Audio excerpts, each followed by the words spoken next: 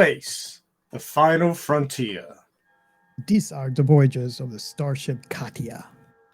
Its 5-year mission to explore strange new worlds. To seek out new life and new civilizations.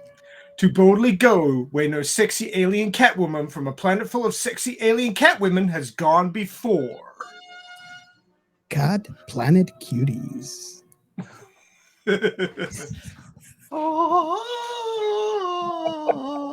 Boobs. So I hope you guys are ready for the hardest sci-fi ever. I mean, this is guys. Well- Hardest. No pun this is intended. hard sci-fi. Well, it could be hard for you. Are you if, confused you with James Robert? Is this hard sci-fi or hard dig? oh my God, Becky. Do we have a warning for this episode?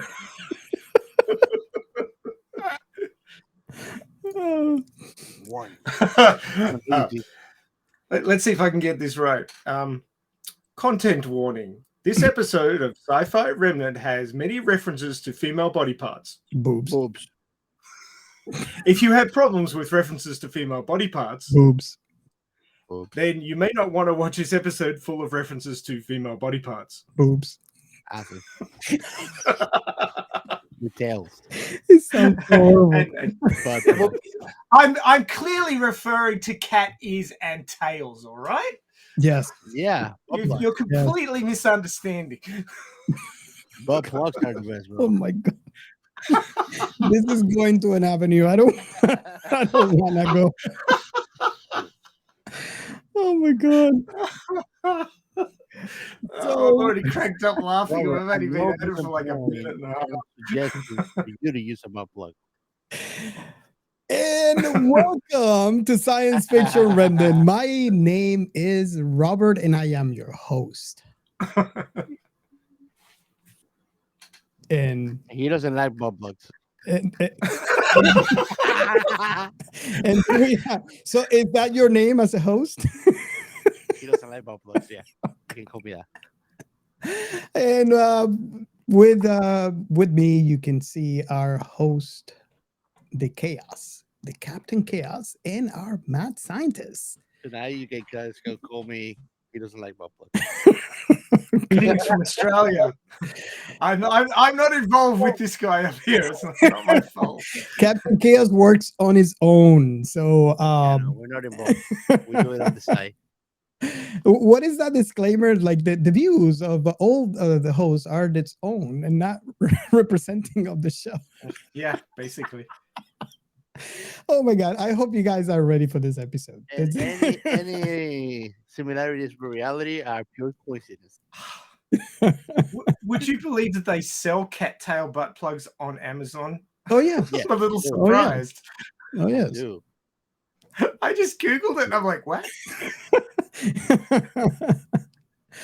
Oh God. Yeah, this is one of those animes that I've been waiting to do for a long time. I had a girlfriend that could move the tail. Okay. So yeah. Hey, that's for sale on Amazon, so it's not my Scroll down, fault. scroll down. No, don't. Scroll down, bro. Don't. Ah, come on. The Buffalo image. That is bro. Oh God. So all of you out there, if you are listening to our show and don't know what the heck we're talking about, it's because we might be showing something on the screen. And the way that you can see that is by subscribing to our YouTube channel and watching our video when it comes out a month after. It's a cattail compatible with humans. You figure it out by audio how that gonna work out. Oh wow. So You before too can be we- a cat planet cutie. there you go. All you need You is just need that and some ears. And you're Yeah. good to- Awesome. And our mad scientist, do we have a question that we might Oh, sorry, I got distracted. we got distracted by the audio. What have you guys been watching lately besides Cat Planet Cuties? Well, surprise, surprise. I've been watching Cat Planet Cuties because we decided to watch the entire season, which is not much. It's like what, 13 episodes, 25 minutes apiece. And addition, let me say the next part that you're gonna say, Robert. And I have the coolest voice of the world, so we've been watching Star Trek together. Well, Every night. yeah, watching Star Trek. Yeah, we are in the last episode that we're watching. If you're familiar with the Next Generation, is called Menage a Troy. So if you're familiar with that, it's very. I think it's very funny. This is the episode. Isn't that a threesome in French? Yeah, but basically, here's the explanation. It would make sense after I explain the episode. So Riker and Troy are basically on like vacation, maybe, and they're having fun on their own when Troy's mom showed up. And if you know Troy's mom, boy. So yeah, that's the episode. The last episode we're watching right now. Isn't the woman who plays Deanna Troy's mother the actual woman who did the voice for the computer in the original Star Trek? Well, yes, she is the wife of the creator of Star Trek. Plug me. Yeah. Plug me. Plug me. Plug me. I think we lost Captain Chaos to the cattails. Yeah. Everybody else gets distracted by boobs. He gets distracted by cattails. No. Boobs and other female parts. Concentrating. Okay, Captain Chaos. Before you derailed, which a derailable show. On this show, you had the range. What do you mean before? I think it's already happened. And it will happen. It's a loop. What sci-fi stuff have you been watching aside from Planet Cuties? Aside from Planet Cuties, in HBO, if I'm not mistaken, I was watching Johnny Mnemonic. Oh, nice. Oh, nice. Yeah. We got to do that one. We really got to do that one. That was a really cool show. The monofilament whip is nasty. Nasty. Isn't that really close to Neuromancer, the book? I was watching a documentary about cyberpunk stuff before yesterday, actually. The whole day, 3 parts. So you know Neuromancer then? Yeah, they were talking about it. That's I attribute the birth. I might be wrong here. This is just my own personal opinion. Neuromancer. That's the birth of cyberpunk. The one that created, inspired the one that says to Andrew's dream of ship or something like that. Remember? Which one? The one that they used to create Blade Runner 1. Oh, okay. Do ships dream of electric sheep? The electric sheep dream of something. Do robots dream of electric sheep? Mm-hmm. There you go. That's the one. I was able to convey the message. That was it was a good. I translated for the general public. Chaos speak. Yeah, we speak chaos here, so we translate. Yeah. Yeah.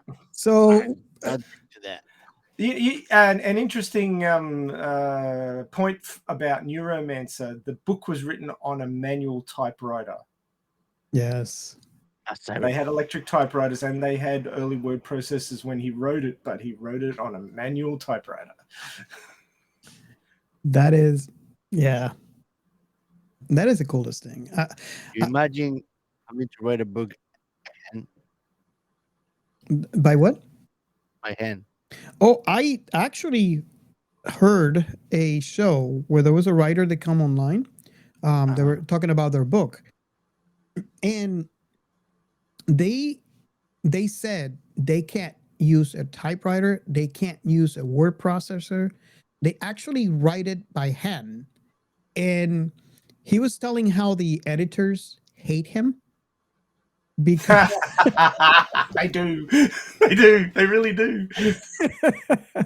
So because he has sound all over the place. You can't if the handwriting's messy, you can't even OCR it. It's just like, oh my god, you gotta type it in word for word. Exactly. So yes, to answer your question, Gio, yes, there are people out there who actually write it by hand. But hey, it's what he said. It's what makes your creative process work, and that's what works for him. Everybody has a typewriter that pisses everybody around him. Yeah, well, I take a typewriter to Starbucks and try to write a book. I actually learned to type on a manual typewriter, but I'm of that vintage. So Yeah, I took classes. yeah, so did I. My mother wouldn't let me touch her typewriter until I took classes. I actually took classes for it. And then when computers came along, I went back to the 2-finger typing. Did you? I can touch type, which is kind of convenient. Well, I can do both. But when as a matter of fact, it's kind of confusing for people watching me type on a computer when I'm working, because I would switch back and forth between all my fingers to 2 fingers, then to all my fingers and to 2 fingers. Well, you're just imagining you're using your phone, then you use 2 thumbs. Yeah, there you go. So there's 3 different ways to do it. So I can't say, go ahead. I was going to say I can't say that I've been watching a lot of sci-fi recently, but I've been writing some. So does that count? Yeah. Hell yeah. Yeah, I'm writing I'm hoping it'll become a novel series, but I'm writing the first book at the moment. Gio's been reading a bit of it, and I got some good feedback from him. So thanks, Gio. Yeah. Although you got to remember, I'm Australian, so we don't put Z's everywhere. We use S's. So there you go. Yeah, I've been corrected. Should I leave it like that? Yeah. he's been Americanizing me. Which it might become a thing because national public audience. Yeah. Okay. But basically, it's a reality jumping futuristic sci-fi. So it should be interesting. Very cyberpunk. Any it's very cyberpunk, but it's also very anime. So be ready for that. How can I use anime on a non-graphic novel? Yeah, well, there's a lot of books out there. Most animes come from light novels, which are the source material for them. So yeah. To me, anime is not a type of storytelling; it's visual type of storytelling. Well, Gio, I have an example for you that might help you understand. Remember that book that I told you? Oh my God, this is amazing! And the name, I'm probably going to butcher the name because I haven't read. We finished the story. I finished the anime. I finished the manga, and it's done. There's no more. You can see how they ended it. Right? It has a beginning. It has an ending. The name of it was when I sent it to you, it was a book.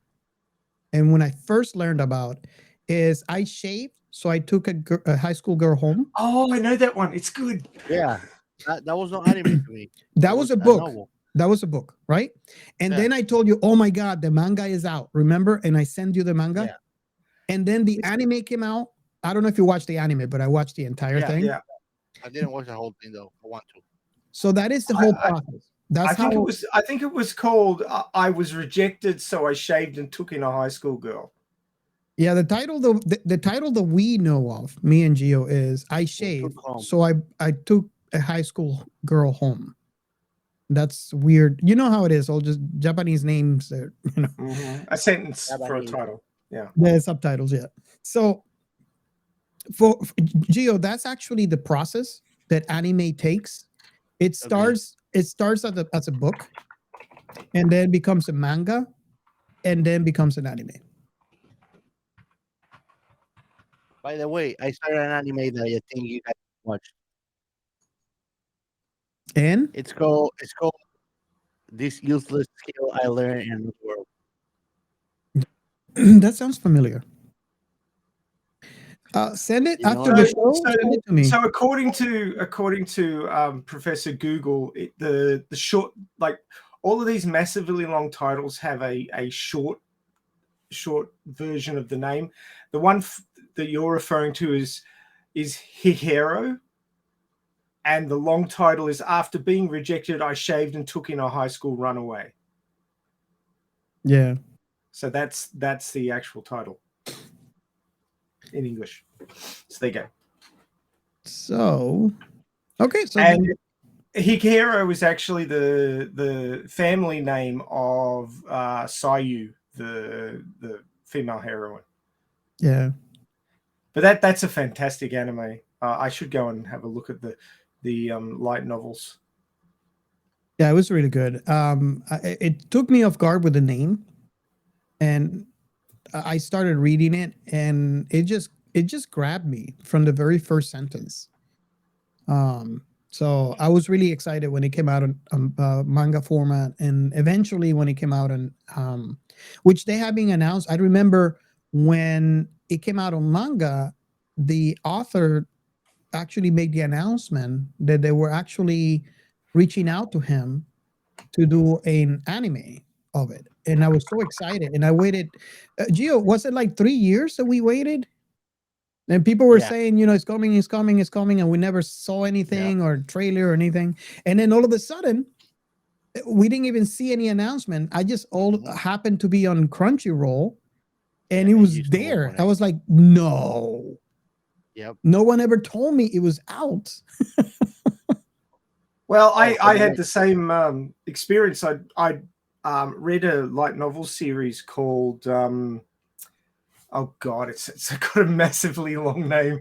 I'm gonna have to quickly look it up. Oh, because it's so hard to remember these names. We might have watched this one. It's called Watching I Got a Cheat in Another World and Became Unreal. That's it. That's the one. I got a cheat skill in another world and became unrivaled in this world too. That's it. I watched that. That's the one that the novels are great. The writing, I mean, there's a lot of cliches in it, but you kind of expect that with this sort of an isekai. But the arcs are really well written, and he just one-ups himself every single time, and it doesn't get old because it goes from, you know, here's another world, and now here's some aliens from another planet, and okay, we'll have some giant space robots now, and okay, now we're going to move into some gods. Here's some gods. There you go. You know, it's just like OP over OP. Yeah. Up it up. Wait up. There's more. But the light novel series I'm reading at the moment is called My Instant Death Ability is So Overpowered, No One in This Other World Stands a Chance Against Me. All right. Is that a long enough title for you?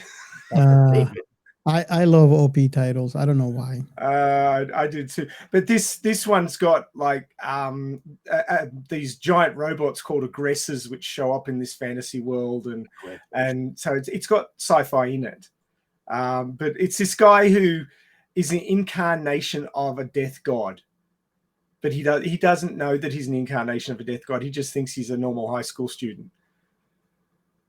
Yeah, just because, you know. And anybody who goes to attack him, he can see these black lines which you know, are coming at him, which are killing intent. Can you hear me? And I can hear you. And when he ever sees lines of killing intent coming at him or the people closest to him, he just kills the source of the killing intent. Just like, die, and they just die. I just finished watching a scene where they got these pirates from between universes to come and attack him. He killed some gods who were targeting him.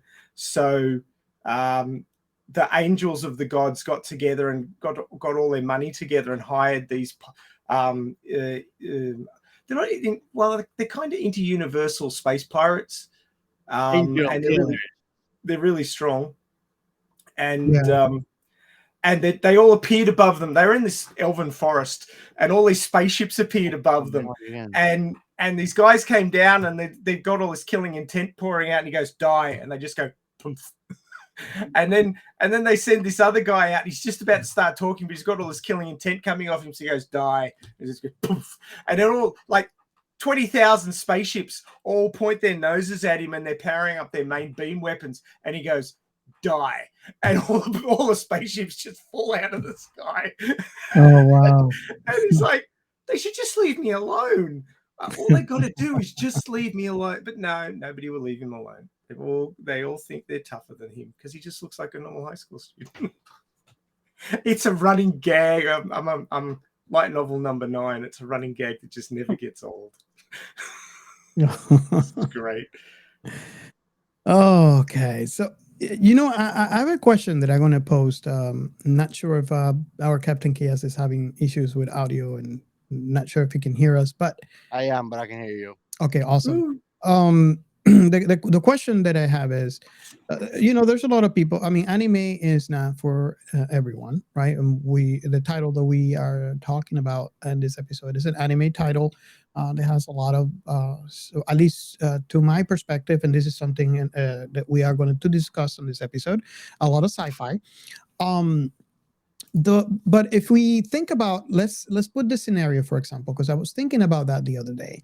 If you have someone that doesn't like anime, right, and doesn't like manga, but they are a young adult reader, do you think they can get into anime through the books? I think so. I mean, the translations are important because some of the translations are very, I guess you'd say, minimal, and they don't read so well. One of the translations that really disappointed me was the latter books in the now it's not the scientific railgun. It's the Magical Index series. Okay. They're really poorly translated, and it's hard reading. The sentences just don't work in English, and they're very minimal. So that one's a really hard read. But there's a lot of them that are translated by writers, and they put a little bit of color, like English verbiage color, into it, which isn't necessarily there in the Japanese, and they're really good. So you get a very wide variety of quality of reading enjoyment out of different light novel series, depending on how they're translated. But the good ones are really good. I mean, you can't fault them as enjoyable reads. Okay. Yeah, it was just a question that I had because I was thinking about that the other day. Well, there's tropes that aren't necessarily recognized in Western storytelling. So you kind of need to learn those to understand exactly what's going on. But they're pretty general, and once you do understand them, you go, here we go. I know what's going on here. One of them is like the oblivious harem protagonist, which is one of the ones that can either be really, really funny or really, really annoying, and there's nothing in between. So we'll be talking about that today, in fact. Yeah. Okay. So, are we ready for the first segment? I hope so. I hope the internet doesn't fail me midway. We are Science Fiction Remnant. This is the Funny Science Fiction Podcast. We are the Caribbean Science Fiction Network. We are Monorats. We are One Accord Level 2 Podcast. This is Jesse from Sudden But Inevitable and Open Pike Night. This is Sci-Fi. And if you're listening to our show for the very first time, this is the segment where we feature our very own hashtag. It's hashtag This Is Sci-Fi. And basically, if you are a creator of any kind, if you're a fan of any sci-fi, you want to follow, you want to share in the hashtag This Is Sci-Fi. This is one way that you could, as a creator, share your sci-fi creation, well, what I like to call your sci-fi baby, and as fans, for discovering new things. Also, as a fan, you have your favorite sci-fi. If you are just like we are here, you have your babies, your IPs that you follow, and you want to share those. You want to share the love. So you want to go ahead and share yours, give your thoughts, give your opinions on why you love a specific IP. And you'd be surprised how many people that might go into the hashtag, they have not experienced your IP, at least in the way that you experienced it, might be might be able to watch it for the first time, or if it's something like an IP that they might be hesitant because of X or Y reason, they don't want to hear, or see it. They just don't want to experience it. Just hearing a different perspective might be enough for them to pique their interest and get them to watch your IP. And it's not because you want them to watch your IP, it's so we can share all the kinds of different sci-fi that are out there. And as a sci-fi lover, that is the gold and the discovery factor of it. Lover boys. So I have a couple of things that I want to point out that I found for this week, and I don't know if you guys have specific ones, but before I go into it, I just want to make sure that if you want to, share, just go ahead and follow the hashtag this is sci-fi, or share.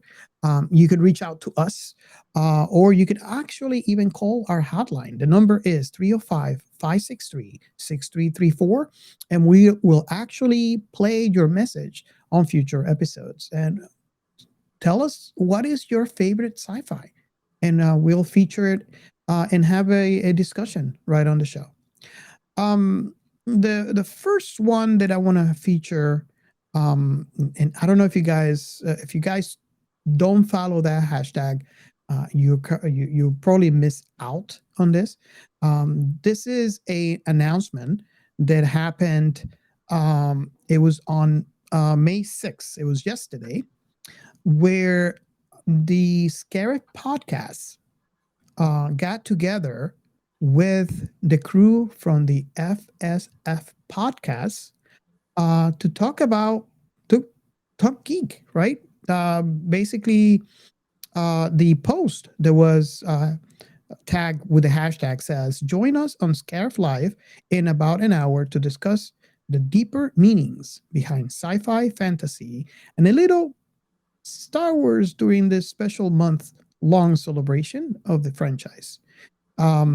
I was actually listening to the episode. It was a great discussion. So, things like this.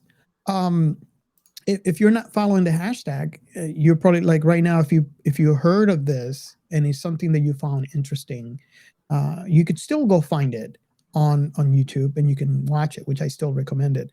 But if you don't follow the hashtag, you miss the opportunity to join in live and interact with just being part of the conversation. So this is one of the things that I was talking about and how important that hashtag is. Another one. Hashtag matters.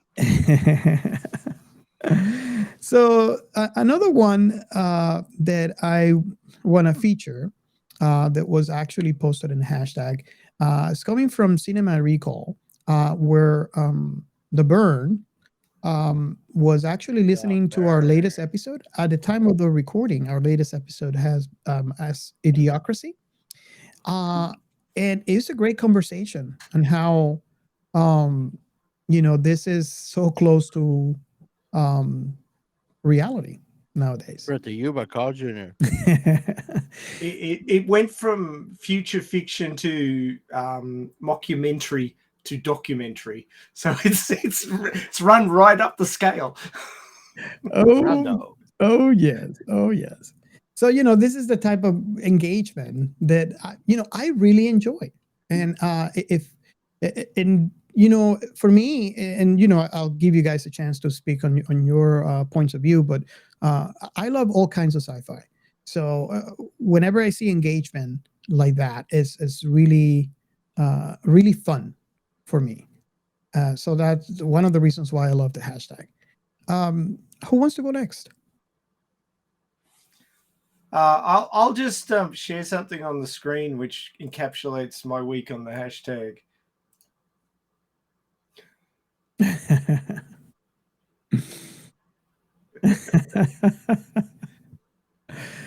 Okay, so I don't know if you want to go ahead and explain that, or should we just leave it for our YouTube audience? Well, yeah, I mean, there's been hundreds of memes going around about May the 4th because that's Star Wars Day. Mm-hmm. And Revenge of the 5th and all that stuff. But there's been some really interesting ones. This one is May the 4th be with you, Stormtrooper says. Another one says it's May the 5th, and the first Stormtrooper says, damn, I missed it.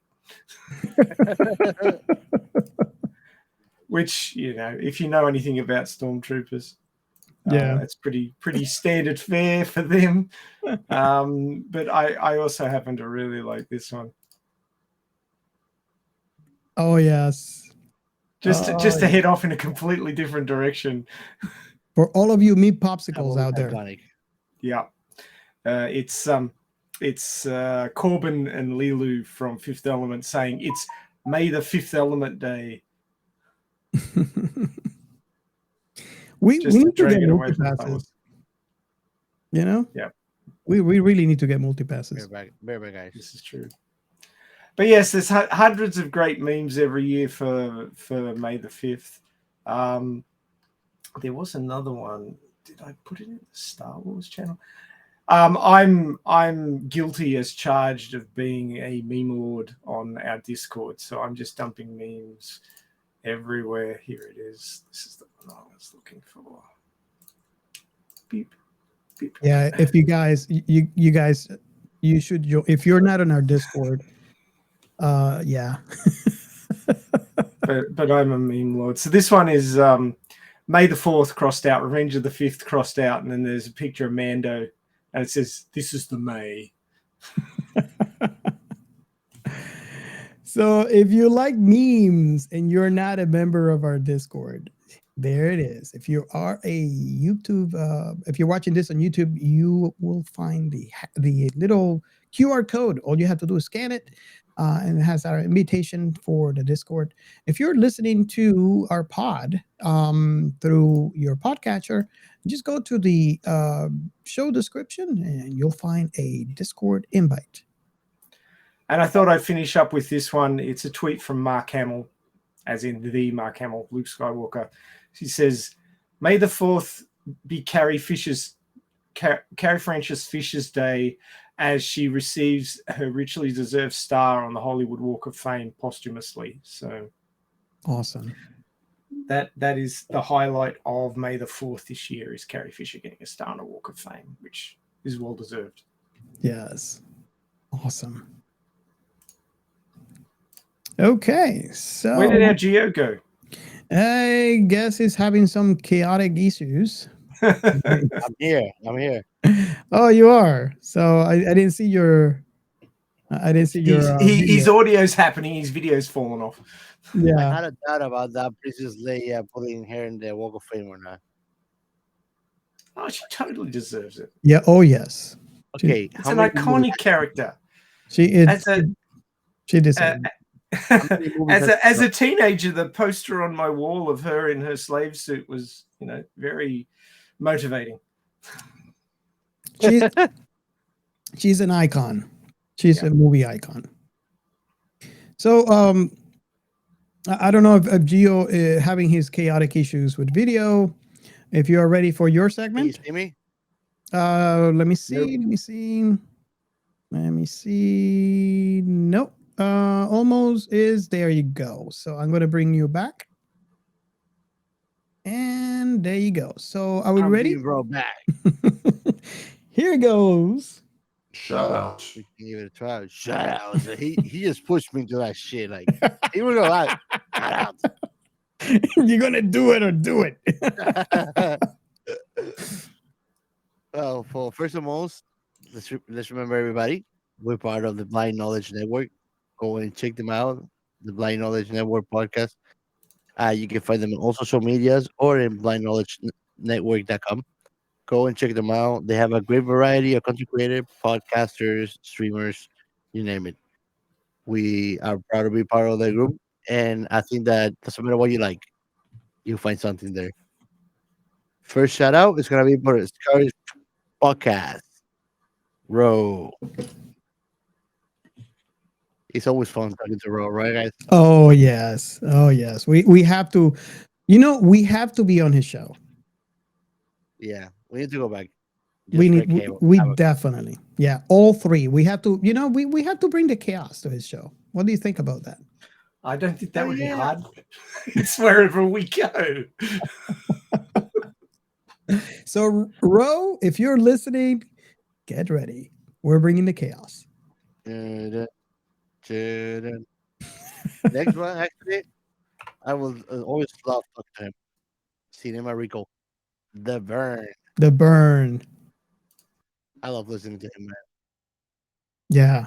I listen to every episode when it releases. So if you guys are not familiar with it, you should go ahead and download it. And our podcast role models, actually, the FSF PopCast. Tim, I always say it in every episode, man. I want to be like you when I grow up. Yeah, we're gonna be like you guys will grow up. Yep. James Walton, the creator of Stagnant Waters, writer. Great comic, bro. And I love all the poses. He's actually has a starter pack that he's sharing for everybody to see. So I suggest everybody to go check him out, give it a read. Great comic book, man.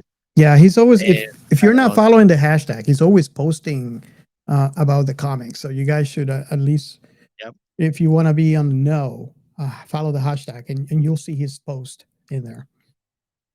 Mhm. And our two last ones, actually, are a fan of us, also are always giving us support, always picking up good conversations, is the Latin Jukebox. And the hashtag, the Twitter tag is Rocola del Rolo and Kelly Szentgyorgyi at Antipodo. Thank you guys. I appreciate always the love, the conversations, and we hope that we continue to give you good content. Yeah. And that'll be all. And there has been an announcement from one of our fans, and we kind of talked about it briefly on the pre-show.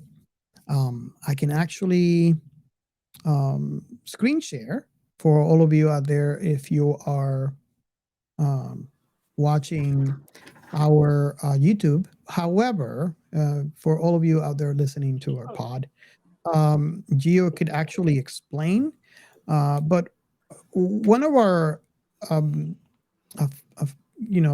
fans of the show called Mel Cartagena, he's Robo Pulp, and if you follow this show, you'll probably hear us mention Mel in multiple episodes because that's how big the engagement has been. He actually announced there's a comic that he is releasing pretty soon. Yes.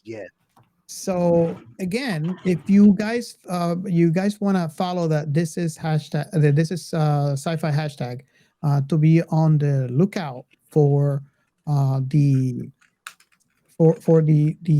comic that is coming. And I love the art. Yeah, so I'm going to go ahead and screen share,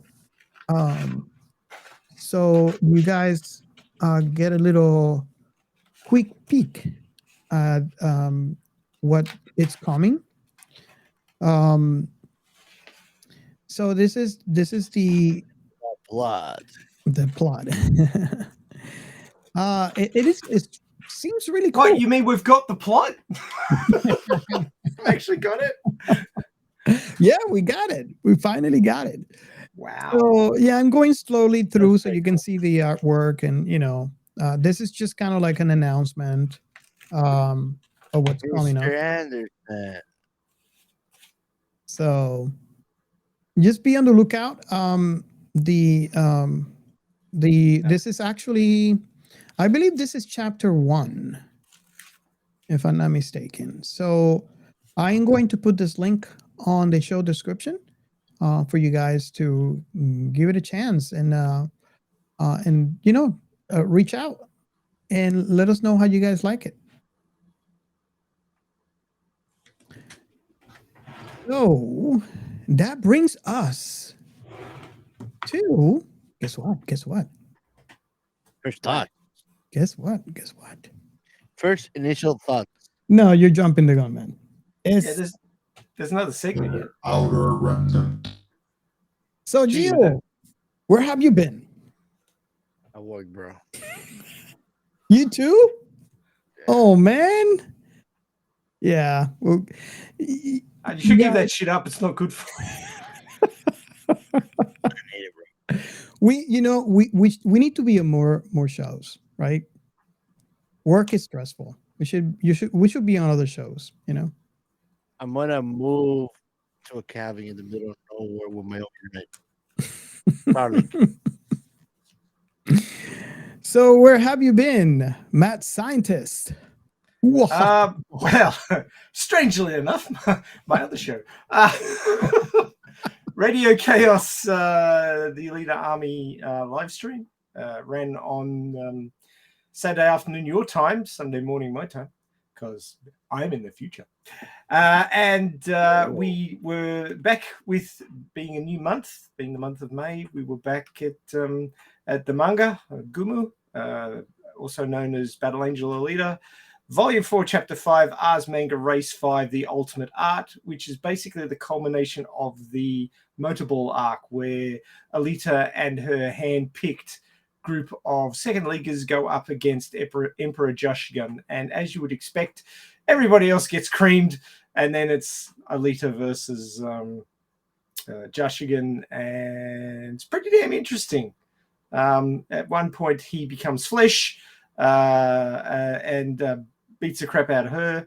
But it's a little bit confusing unless you read it. But it's the culmination of the arc, and I think it's one of the better arcs in the original manga. So well worth a listen and a look. Awesome. If you haven't read the manga, go and check it out. It is great. Great cyberpunk. Gumu. Yeah.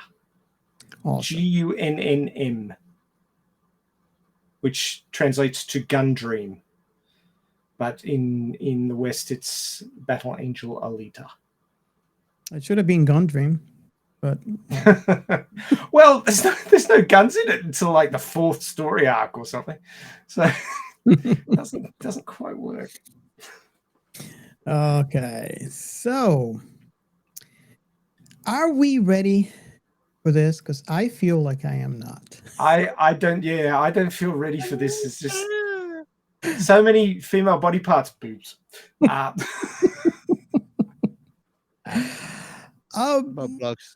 This is a very interesting anime. Itchy much? And well, it's aside from the obvious, right? Before we go into it, let's actually get into the plot, and then I'll go ahead and tell you why I mean by very interesting anime. I've got you trained, haven't I? You go before I came along. You guys, what's a plot? What is that? I got you trained now. I feel great. It's like I've achieved something. Okay, so nominally we do an episode of a series, but this series is so awesome that we rewatched the entire freaking thing because of female body parts.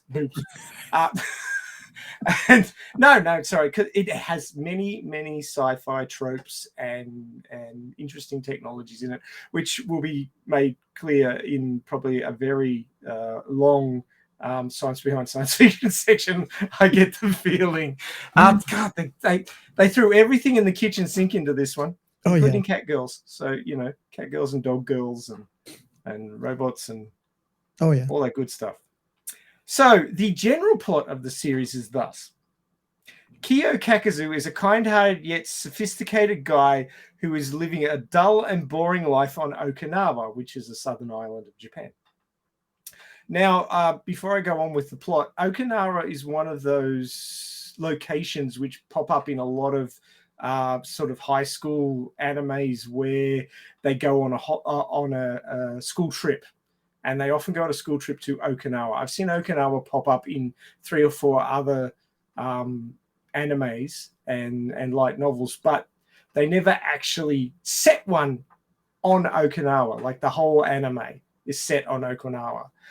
This is the only anime that I know of, and viewers, when you or listeners, when you hear me say this, jump on our Discord and tell me if I'm wrong. Tell me if there's other animes you know of that are set on Okinawa. But to my knowledge, this is the only one I've ever seen that's been set on Okinawa. So it'd be interesting to hear if there's another one. I'd like to find it if there is.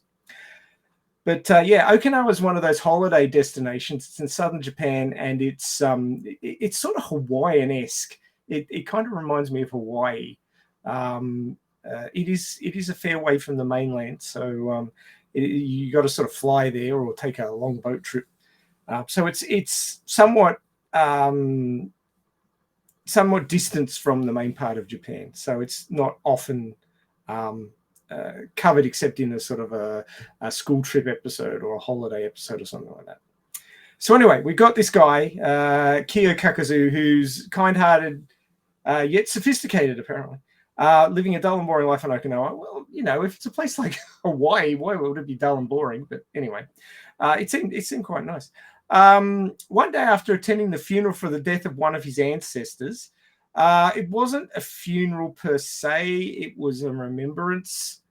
So they got that wrong. But anyway, they were having a remembrance sort of lunch with barbecue and drinks and things. He is introduced to a girl with cat ears named Eris, who just happened to show up at the lunch. Next morning, he finds her sleeping next to him, half naked. Such a terrible thing to have happen. I feel sorry for the guy. It's horrible, man. It's just shocking. It's the first of many instances of female body parts, boobs. She explains to him that she's an alien and that she has come to Earth to learn more about its inhabitants. Her scout ship crashed nearby. But unbeknownst to them, fantastical alien worshippers and mysterious organizations are in hot pursuit of Eris. To make matters worse, Kyo's friends turn out to be part of those organizations because, that's what generally happens. Now it's up to Kyo to protect Eris from these shady organizations, but does he have the bravery and skill to do that? He is put to the test. But what's up with that? I mean, everybody around him has a secret life, and he has no clue what's going on around him. Yeah. Even his uncle. Yeah. I mean, I could spend the next maybe 20 minutes going through the plots of each episode because there's several paragraphs per episode of the plots. But to sort of give you the cliff notes of the cliff notes, as it were. So this show has a sort of Hawaii Five-0, Miami Vice kind of vibe. It does feel quite sort of 80s action, and it's good fun. And it's before any sort of political correctness came down on these sorts of things. So there's tits and ass everywhere. There's people slinging guns every 5 seconds, which I don't know if it's uncommon on Okinawa, but certainly in the main part of Japan, guns are very hard to get a hold of. So these people. I find interesting because this anime came out in 2010. Yeah. So I wonder if they're doing kind of like a throwback in their style, because that's kind of like the sense that I get when I watch this anime. Yeah. Like an 80s throwback, or not necessarily 80s, but the vibe is very 80s. The starts of the anime now, I don't know because I haven't watched it in sub, but certainly in dub, they paraphrase either the opening blurbs or descriptions of 80s TV shows. So as you heard at the beginning of this episode, they bastardized the Star Trek, original Star Trek opening monologue. The episode that I wanted to focus on, I Came to Find You, which is episode 12, because that's sort of the culmination of the story, and it has a lot of great sci-fi tropes and technologies in it. But the one that they use for that is The Greatest American Hero. You remember that show? Man. The guy who's out in the desert and he gets given a suit by the aliens and he puts it on and he lost the instructions, so he doesn't know how to use it properly. It's like a bright orange super suit. I'm gonna have to. It sounds familiar, but doesn't really ring a bell. But yeah, well, each of those blurbs at the beginning of the dubbed episodes is a bastardization of either the overarching plot line or the opening monologue of 80s TV shows. They did Charlie's Angels. yes. What else did they do? Well, I have to mention this. I have to mention this before you continue. If you are a Star Trek fan, you're going to find a lot of freaking references all throughout the entire season. Yeah, definitely. It is so cool. And, I'm sure Captain Chaos here might not be aware because you still haven't started Star Trek, so you might miss out on all of those references. But it's all right, guys. Yeah, I mean, and that's the reason why we decided to start the show in the way that we decided to start. I'm sorry? I'm an outsider. I mean, we get to see the holodeck on this thing. Oh my God. Hold on a second. Let's fix this.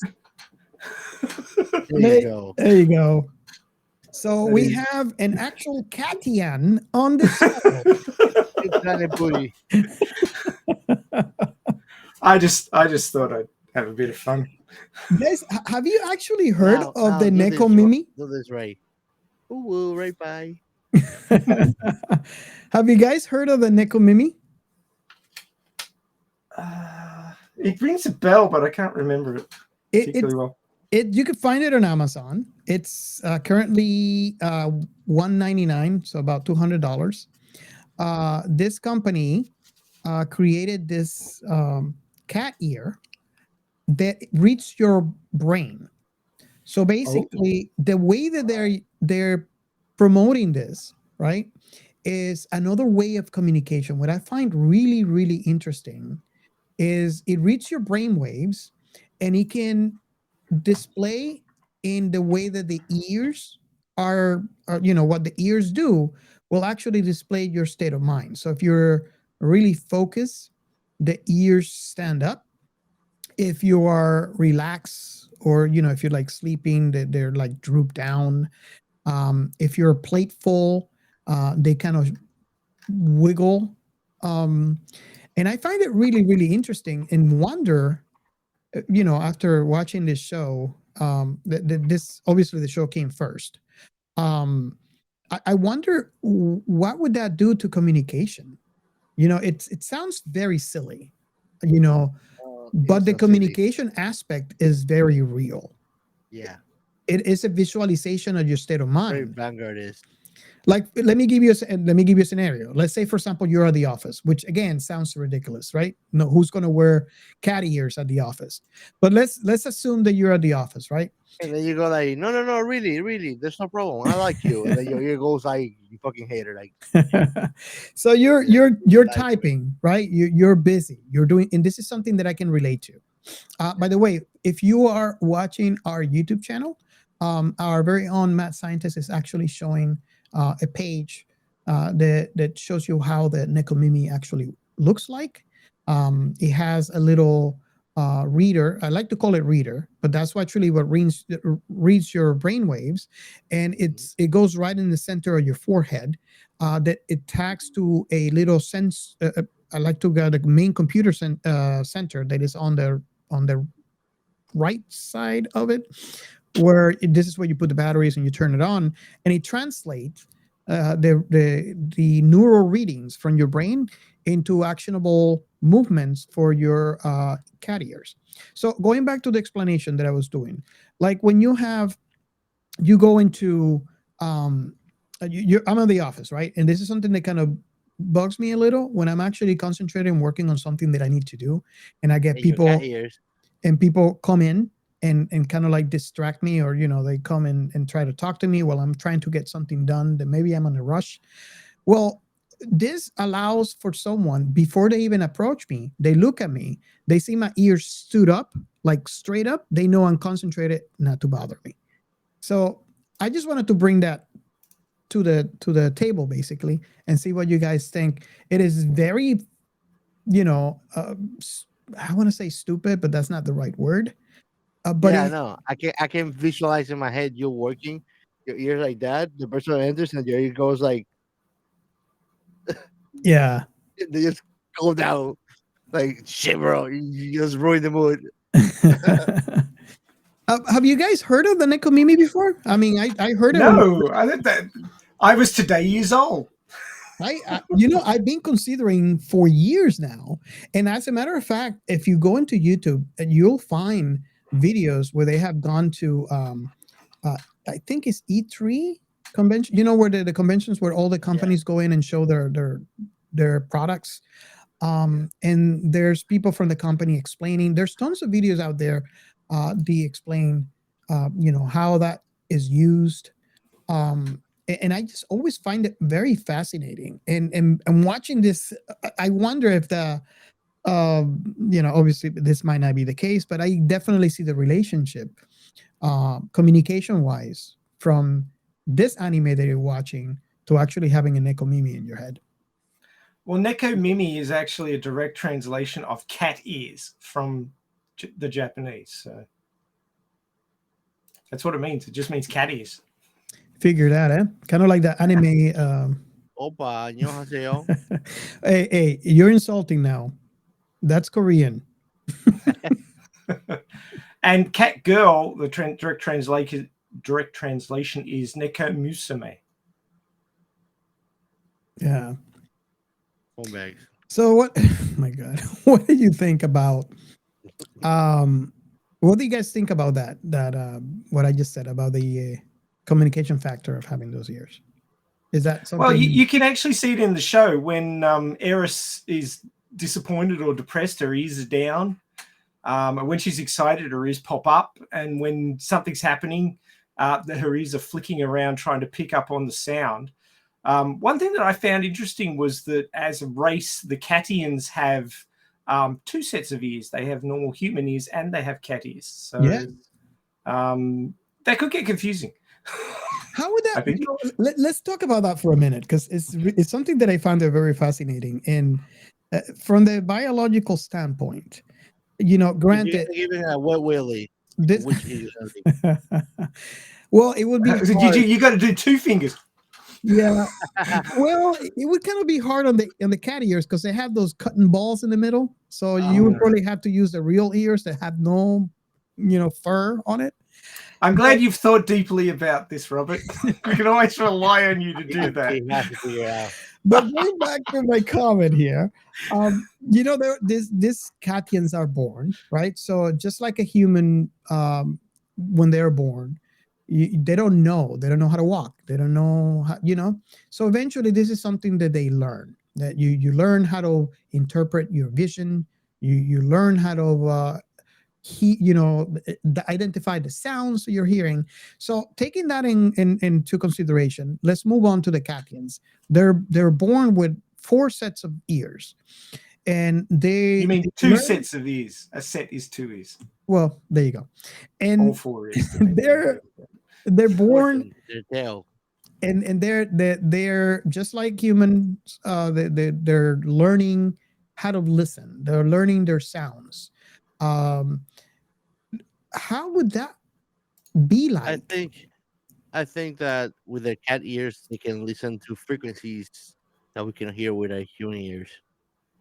I always capabilities that are beyond human biology they have access to. I always envisioned that it would be a culmination of both, that they learn how to read, and that would be really interesting, where they hear from both, and to them it's just like, because if you think about it, we have 2 ears, right? Mm-hmm. And we can interpret not only what we're hearing, but where's it coming from, and spatial awareness, and that's something that comes with 2 ears.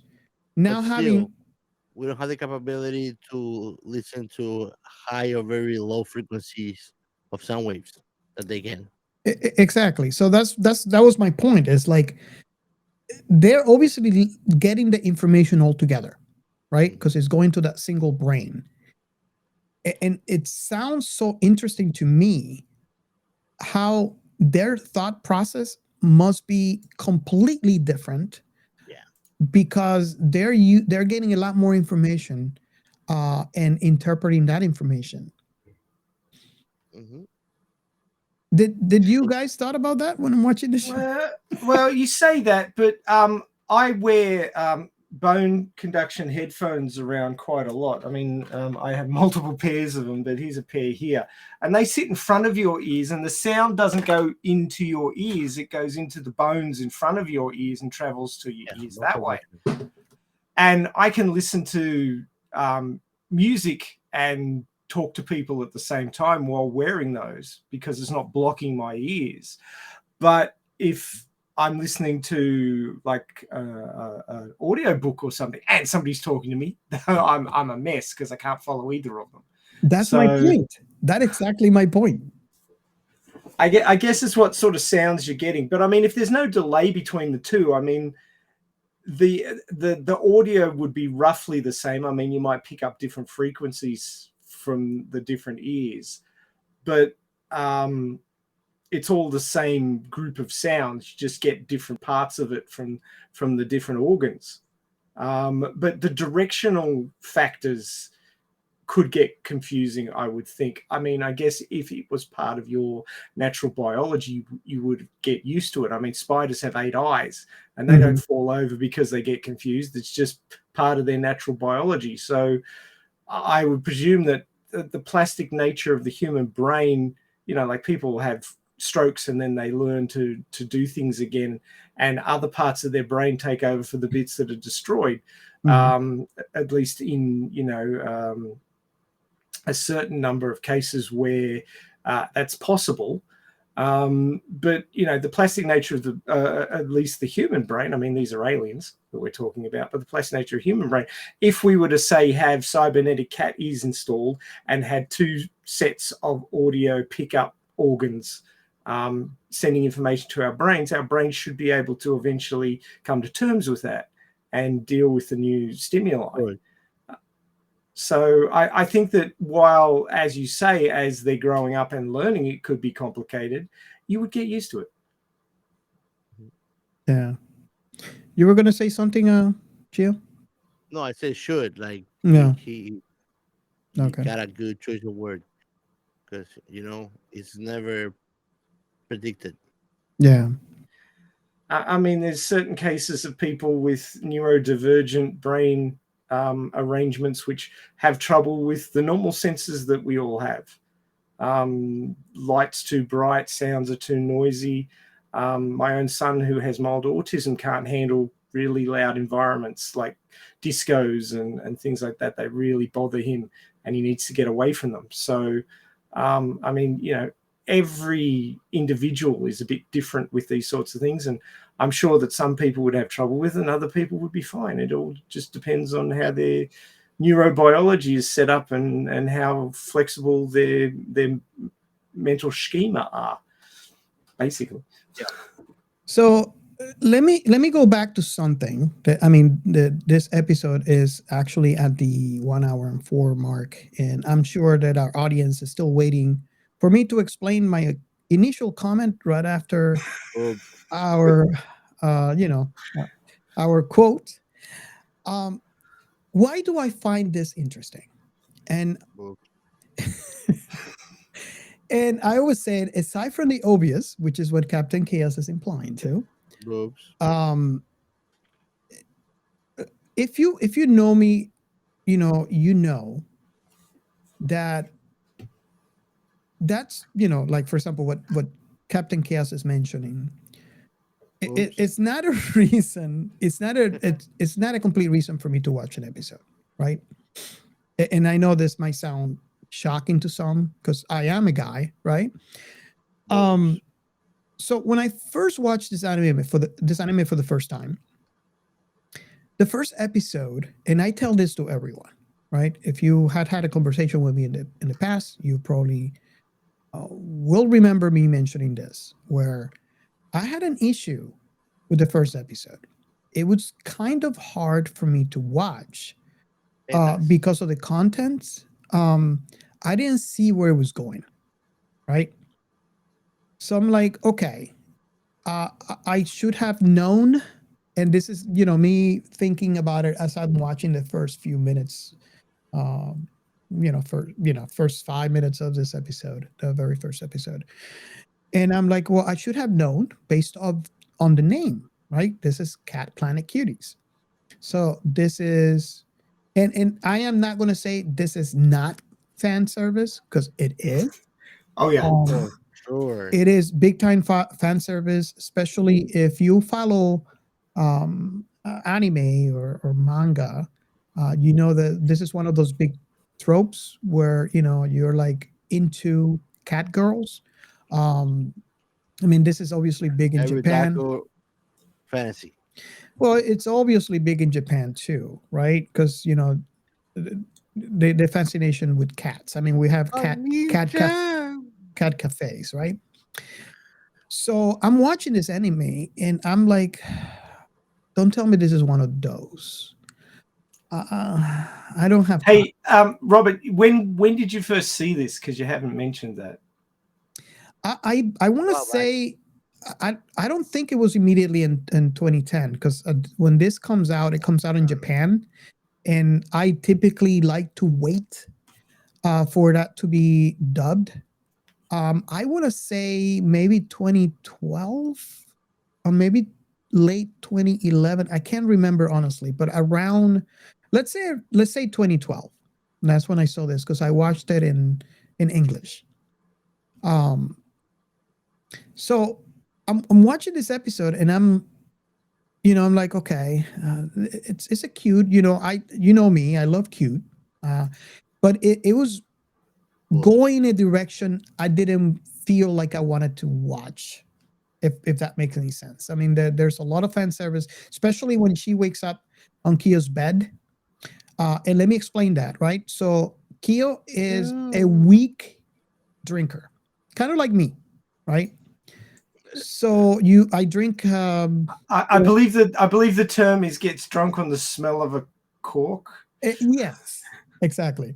So basically, what happened is the description that you guys heard our mad scientist described how he met this cat girl in this remembrance celebration. He was given alcohol, or actually, did he take the alcohol from? He actually took the alcohol. He got flustered. He took the alcohol from Eris because he thought she was underage, which for Japan she's 16, and he was holding it, and then he got all flustered and took a sip and passed out. And that's basically passed out. So this is something that we don't see in the anime. I think it was Eris with maybe the help of the uncle, which, if we know from the beginning, the uncle was actually pushing him to get a girlfriend. So he probably was excited that, this girl offered to take him, and took him drunk to his house. They probably, left him in his bed to drink, to just sober up. Maybe in the morning he will wake up. And we figure, and again, this is not shown. This is not shown in the anime, but we assume, based on what happened next, that she decided to go to sleep. And he wakes up in the morning and she's half naked. And there was a, shocking moment for Kyo, because, he's never experienced that before. However, the reason why I'm explaining this whole situation is so you see where I'm going from, right? I'm thinking, okay, this is going to be one of those. Eris is quite a busty girl, and the shirt was barely covering things. Exactly. And that's basically all she had on. Is, of course, don't get me wrong, it's, let me just say straight out, right? This is not porn, right? No, but This Not is hentai. not. after about it, it seems like they're having kittens. If you're aware of And what I'm even saying, though she's like cat woman, man, whoa, them puppies. but you know what I'm saying is Yeah. this. This is what I'm saying, right? When I say fan service, I mean fan service, right? It's borderline is going there. Icky as hell. And very suggestive. Exactly. So Yeah. where now you wonder why did I love this anime so much, right? Boobs. Ooh,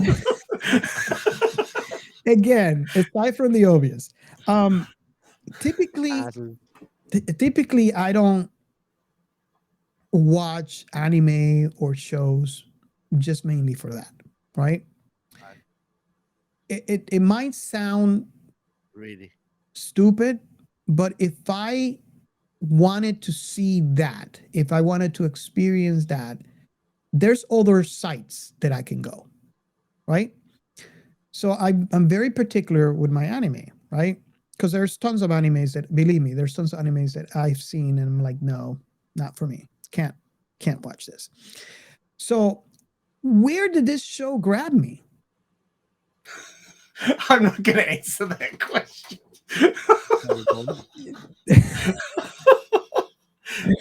Man, there's a lot of suggestions. Okay, Robert makes it so easy, right? exactly. It's the sci-fi aspect of it. It's the sci-fi aspect of it. Yeah, because those tits and ass are out of this world. Well, aside from what Captain Chaos is saying, right? Because if you hear Captain Chaos right now, you're probably not going to watch this anime, right? Oh yeah, perfect. It is not that. It is the aspect of sci-fi, and you kind of heard the mad scientist mention this early on in the episode, how they cramp so much sci-fi into this anime, which is interesting to me because when you first watch this, you think this is that type of anime, but it's not. It is all mixed. It's like you get that anime, right? That eki, really like sexy with all the nakedness, and then put it on a blender with all different kinds of sci-fi IPs. You put in Star Trek, you put in Star Wars, you just blend it together. I don't think I ever seen an anime, and correct me if I'm wrong here, but I haven't seen an anime like this before. And that's what grabbed me. The fact that there's so much content. And I'm afraid of the science behind science fiction in this show. Yeah, it's going to be longer than this show. And I'm not kidding. I am not kidding. This is that kind of anime. And I actually own a copy of this whole anime because and like I said, I'm a Star Trek fan as well. And there's so much Star Trek reference in here. I mean, you hear from the beginning of this show, right? I welcome you guys to hear for the very first time. If you put the second episode of this anime, you'll hear what you basically heard at the beginning of this episode, which is the Star Trek beginning. You have the holodeck, right? You have the transporter. Do you guys caught that? Yeah. How they're transporting? Yeah. It's really, really cool. It's really amazing.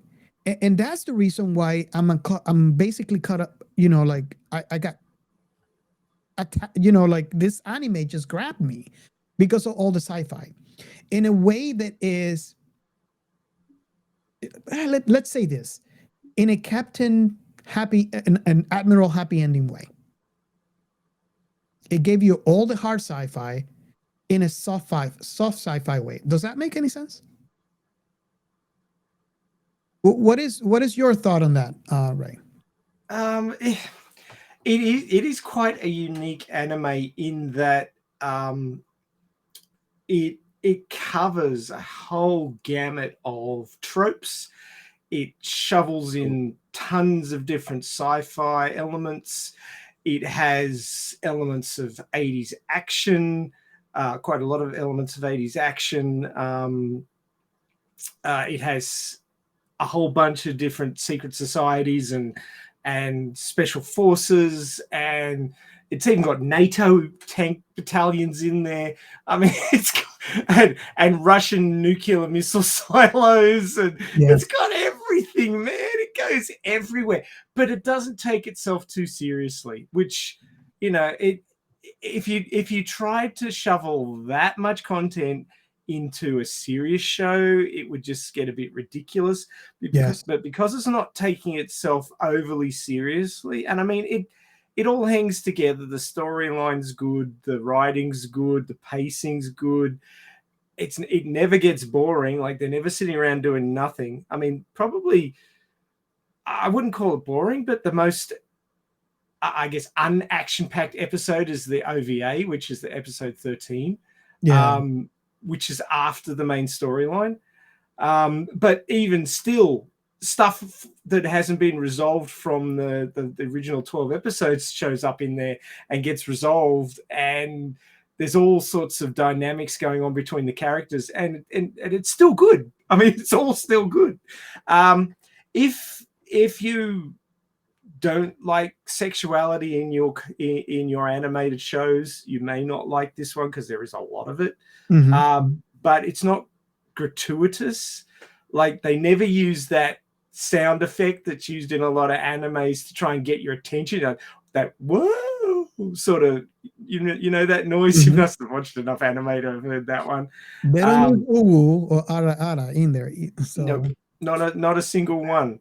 And a lot of it is because they're using the trope of the sexy alien cat girls don't understand human what the humans are on about, and have got the wrong idea. In the final episode in the OVA, they're exploring human games, like Old Maid and what's that one? That one where you've got the dots on the ground and you put your hands and your feet on it and you spin the thing. Twister. Yeah, they're exploring human games, and they do Twister and various other things. And of course, all the usual things happen because there's Kyo, the guy. And everyone else is female. So and half of them are in love with him. So it's all sort of happening there.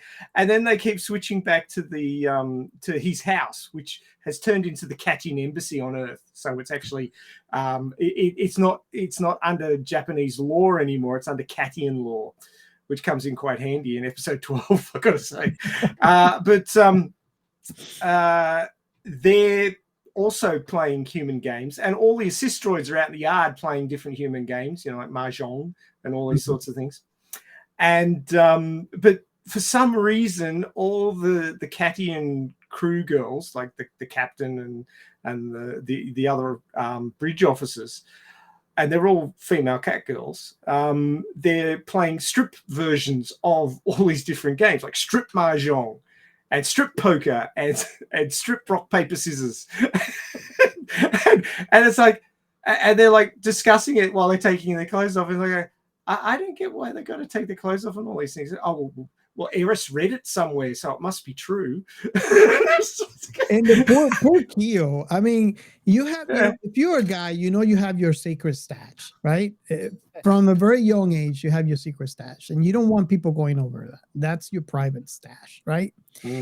And theoretically, but not in anime. In anime, they're always looking for it. For some reason, they keep on going over it. And then, is he doing a good job at hiding it? And then all of a sudden they claim that this must be real, because for them, whatever is in the underbelly of humanity is what must be real, because all the stuff that is at the top is the filtered version, which kind of makes sense if you think about it. So they want to go for that underground stuff to see what humanity really is like.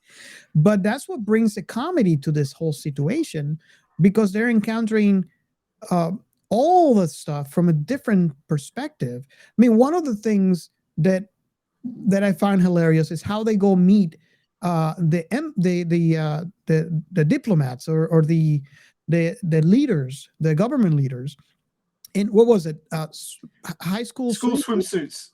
Well, Because- yeah, not necessarily high school, but they're just school swimsuits, the blue ones with the little flare at the hip. And that's because they read it on one of these porn magazines from Kyo that they, the guys would pay attention. So their idea was they wanted to convince they wanted to do a good impression. When you're a diplomat, you try to do whatever you can to make your negotiations go smoothly.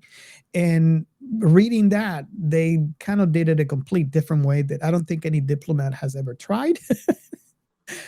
But for them, if it's what you said, Ray, if it's written, it must be true. Yeah.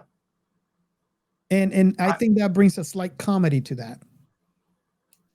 Oh, definitely. It certainly does. But yeah, they're just playing stripped versions of everything. You know what it reminded me of? It reminded me of Galaxy Quest. Yes. Where the aliens in Galaxy Quest presume that the TV broadcasts are real. Exactly.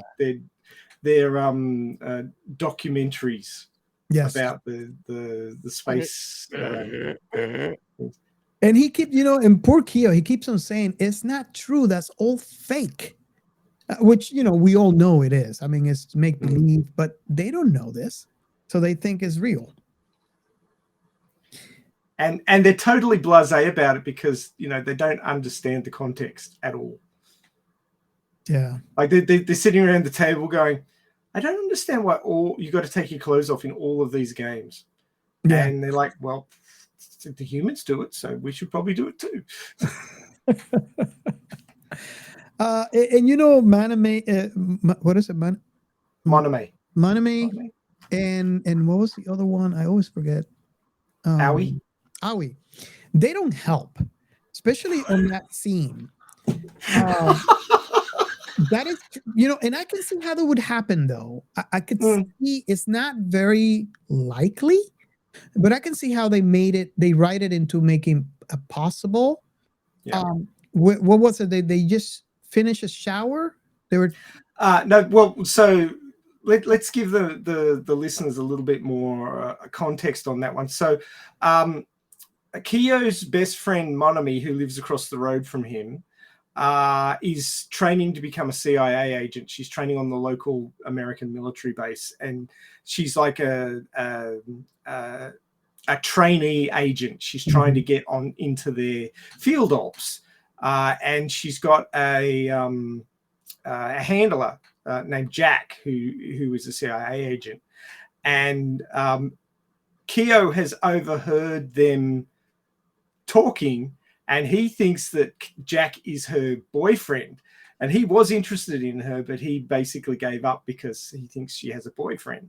Now, she's been interested in Kyo since young days because they've been childhood friends, but she never had the guts to tell him. But she's forever trying to choke him out with chokeholds whenever he does something that she gets annoyed with. So she gets physical with him in that fashion because she can't tell him how she really feels and how she actually wants to get physical with him. So there's that dynamic.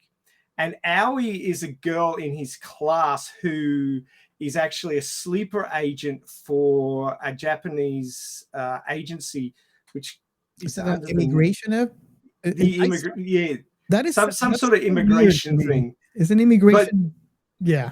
But what they're actually using is alien technology from another group called the Dogetians, which it's basically cats versus dogs in this anime. Yes. And so the cat girls show up, and they're allowed to show up. There's this galactic senate kind of thing, which controls who you can contact and how you can contact them. And the Catians have got permission to contact Earth, but the Dogetians, they've done a whole bunch of dodgy things, and they've just been basically told, you're not allowed to talk to anybody because you're going to screw things up. But they've gone and secretly contacted Earth and are providing various human organizations with technology for, the rights to, get materials from Earth, like valuables and stuff. Let me So- put it in perspective for Star Trek fans. The Catians are basically the Vulcans, and this is the first what's the word? First contact. That's basically it. Yeah. But yeah, the Dog-Etians are the bad guys. And the number of dog and cat puns in this show, if you could count, if you did a drinking game on dog and cat puns, you'd be under the table by episode 2. Yes. There's just so many of them. Oh yeah. But it's funny if you lean into it. But yeah, so you've got this young bloke who his uncle is pushing him to get a girlfriend. He's not in a big hurry. This cat girl turns up from outer space, who's the first contact. She ends up staying at his place, and his house becomes the Catian embassy on Earth while they're negotiating with human governments to create an official charter of contact. And while that's happening, there's a whole bunch of other organizations that are trying to get in on the action, be it the CIA, this secret government organization to do with immigration, which Aoi works for, who has fallen in love with Kyo in class, but doesn't feel like she's worthy of him, doesn't feel like she's worthy of being in love because she's a murderer. She's basically an assassin, and she hates that she's spent her young life killing people for the government using Dog-Etian technology.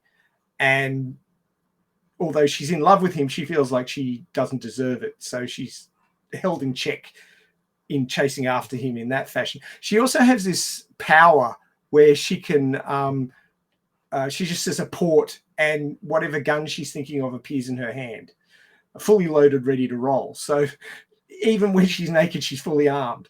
And I think it's episode 2 that actually happens. As Robert was saying in this episode, Aoi and Manami have had to leave the organizations they were working for because they had to go and rescue Kyo and Eris when they were kidnapped by, now who were they kidnapped by? I'm trying to remember. Was it the government? Actually, everybody was trying to kidnap him. Oh yeah, everybody was. No, it was the Beautiful Contact group. Beautiful Contact group. Yes. Mm-hmm. Yeah. So the Beautiful Contact group, who a member of which is their homeroom teacher. Everybody's in on this. And basically they say, cat girls aren't good enough as first contact. We want some sort of weird alien creature that's nothing like humanity that should be our first contact. That's what we consider Beautiful Contact. So we want these Catians to go away. And we want them to send somebody who doesn't look like us, so we can feel like they're real aliens. This is their mindset. So they're kidnapping her and trying to send her away, send her back into space. And I think the American military got involved.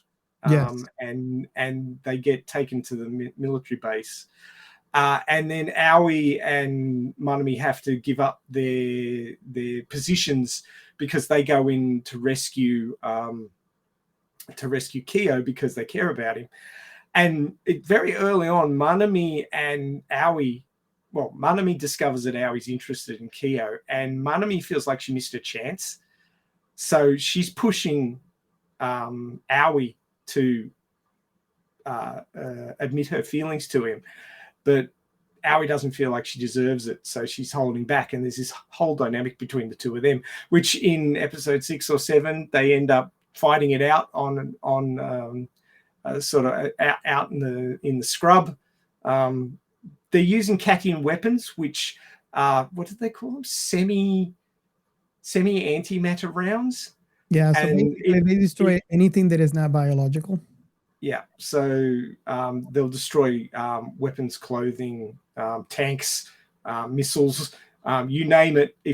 But if you got a 4-man crew in a tank, they fire this thing at a tank, and the either parts of the tank or the whole tank disappears, and the guys are stuck sitting there on the ground naked. because it destroyed their clothes as well. So obviously part of the ecchi or ecchi, depending on how you pronounce it, in this show is that clothing gets evaporated and people end up with bits hanging out all over the place. But it all makes sense. It's all part of the structure of the science, which I think is quite good. A lot of these shows are just blatantly throw body parts in your face kind of thing. But this one, there's usually a reason. Now, the scene that Robert was talking about where Aoi and Monami, after rescuing the Eris and Kyo from the American government, they get back to his place. It gets announced that it's the embassy, so it's no longer Japanese soil. It's now Katian soil. So people can't go in there without the Katian's permission. And Aoi and Monami become security guards there because they basically can't go back to their organizations because they've cut ties with them because of what they did. And they did it because they both really care about Kyo. But they find Eris to be a real sort of crimp in their plans because he seems to be rather interested in her and she's very sexual. And she's coming up on her 16th birthday, which is her first mating season. So the cats have mating seasons. And when they go into mating season, they get very horny and start making irrational decisions, which doesn't go down well for first contact. So, and she actually propositions Kyo. She says, "Oh, I'd like you to be my partner during my first mating season." And he's like, "Oh, I can't do that," and runs off. Which, you know, is the whole oblivious harem protagonist kind of trope, which is lent into quite heavily. But anyway, so they're all staying in the one house, which is now the Katian embassy, and you've got Monami and Aoi taking a bath together. It's quite a common thing, communal bathing in Japan.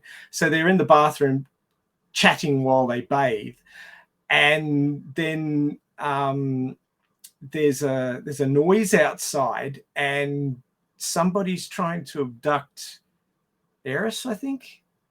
Wasn't it? I think it was one of those bots. They. I'm trying to remember. Yeah, I think it's one of the bots because it was a truck, and it got like they destroyed the wall because they like back into the building. So that basically was a Dog-Ishin attack with the Dog-Ishin versions of the assist droids. And they try and take Eris away. And Monami and Aoi's training kicks in, and they leap out of the bath and go charging off after them, leaping on a motorbike with a sidecar and tearing off, forgetting that they were naked. Because they were so focused. And it doesn't bother Aoi in the slightest because she just goes a port and a gun. The gun that she needs is in her hands. So she's not like looking down for her holster and going, "Oh crap, I'm not wearing my clothes. I don't have a holster with a gun in it."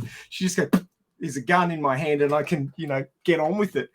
And so they go tearing off after them, and they manage to stop the abduction. And Kyo comes running up after them, and he realizes, it's night. So he runs up and then realizes when he gets close enough that they're naked. And of course, Aoi kicks him in the not Aoi. Aoi's not that violent to him. Monami kicks him in the face because that's what she does. Because he saw them naked. Not that it was his fault. They ran out the house naked, but of course, the guy always wears the. Yeah, he always gets hits for something he's never done. Yeah, it's a bit rough, but yeah, I mean the situation made perfect sense in the context of how it happened. I mean, I may not have described it all that well. Yeah, but that's the interesting thing about that scene is like, you hear us talk about it, but if you actually watch it, it actually makes sense, and you can see the plausibility of that situation. I mean, the embassy has been attacked, and they just jump They got to protect. That's their job. They're securities. They grab the gun. They go and get the motorcycle. They go after the perpetrators, not realizing, because they had no time. They have no time to react. It was something very sudden, and if they didn't do what they actually did, the enemy would have had success. And you got to remember that this is Okinawa, so it's very warm. It's almost tropical kind of environment. Now, anywhere else in Japan, unless it was high summer, yes, you run outside and you freeze your ass off. Yes, because it's quite cold. But not in Okinawa. In Okinawa, it's warm all year round, pretty much, like comparatively. So jumping up and running outside naked, you wouldn't necessarily go, "Oh God, I'm cold. I need some clothes." Yeah. So I mean, it all makes sense in a way. It's one of the things that it makes no sense. It probably makes no sense you hearing us talk about it unless you actually watch. But it's one of the things that I appreciate about, I think, it's the writing of because I seen it where the scenes are just thrown just because. And in this anime, the scenes are there for a reason. If that makes any sense. And by the way, Ray and Gio, I don't know if you're aware, but do you know who Manami is? Oh yes. You didn't ask that question. When did you first see this to me? But I saw this on your recommendation, Robert. This is your fault. A couple of years ago, and then it was quite interesting how we didn't even have this on the list. We have this long list in Trello of all the IPs that we could possibly do, and we sort of pick and choose on whim. And this was Robert's whim. So he went, "We're doing Planet Cuties," and I'm like, "Oh, okay." I remember watching that. I remember that the sci-fi was pretty good. It fits quite well with the theme of the show. I'd forgotten how ecchi it was. So yes, I was really. Let me give you the fans a little, context here. When I watched this for the first time, I think it was in Crunchyroll or was it Funimation? I can't remember exactly.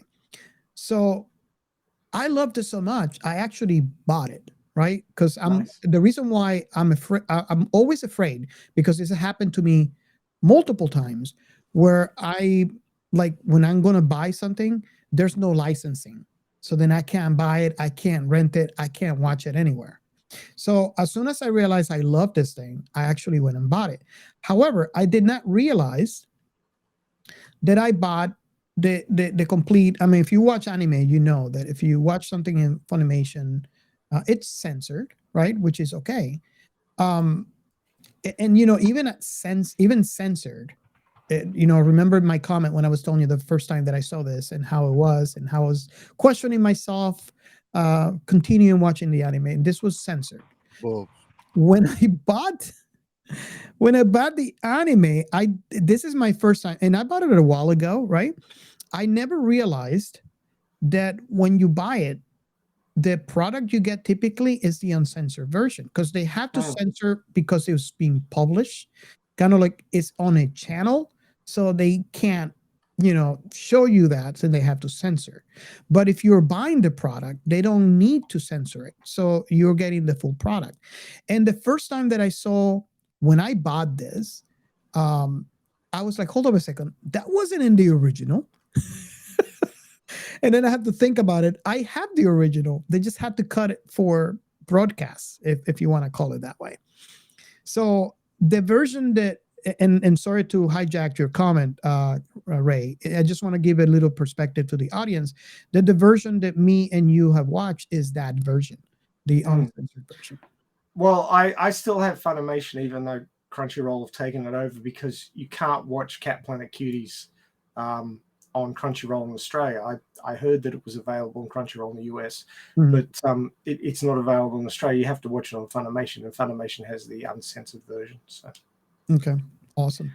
Which is kind of weird, because it has the uncensored version of that, and it has a censored version of a whole bunch of other things. And I'm like, why does one get censored and the other one doesn't? I don't get it. Well, in a way, and this is something that I want to talk about, is it's a little misleading because you hear me say, okay, yeah, I watched the uncensored version, right? And you have this vision in your head. Oh my God, you know, why are they watching? And then you watch it and you're like, this is the uncensored version? Because, you know, it's not as bad as it sounds. Does that make sense? I mean, if you say, you know, an American movie, right? Oh yeah, watch the uncensored version of this American movie. Oh boy, yes. But this one, if you hear me talk about, you expect that. You're not going to get that. This is not that. And that's why I'm saying it's a little misleading, because the uncensored version of this doesn't mean what you think it means.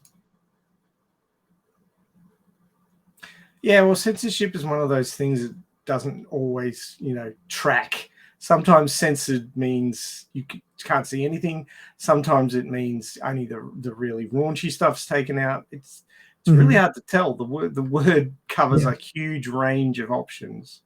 Yeah. So this is not. This is definitely not raunchy. So I don't think I would have watched this if it was, because I don't. You know, I don't really, even if you, doesn't matter how much sci-fi you put in it. I don't think I would watch it at the level that it would be for this. Well, I mean, they show a lot of nakedness, but that's it. There's no. Yeah.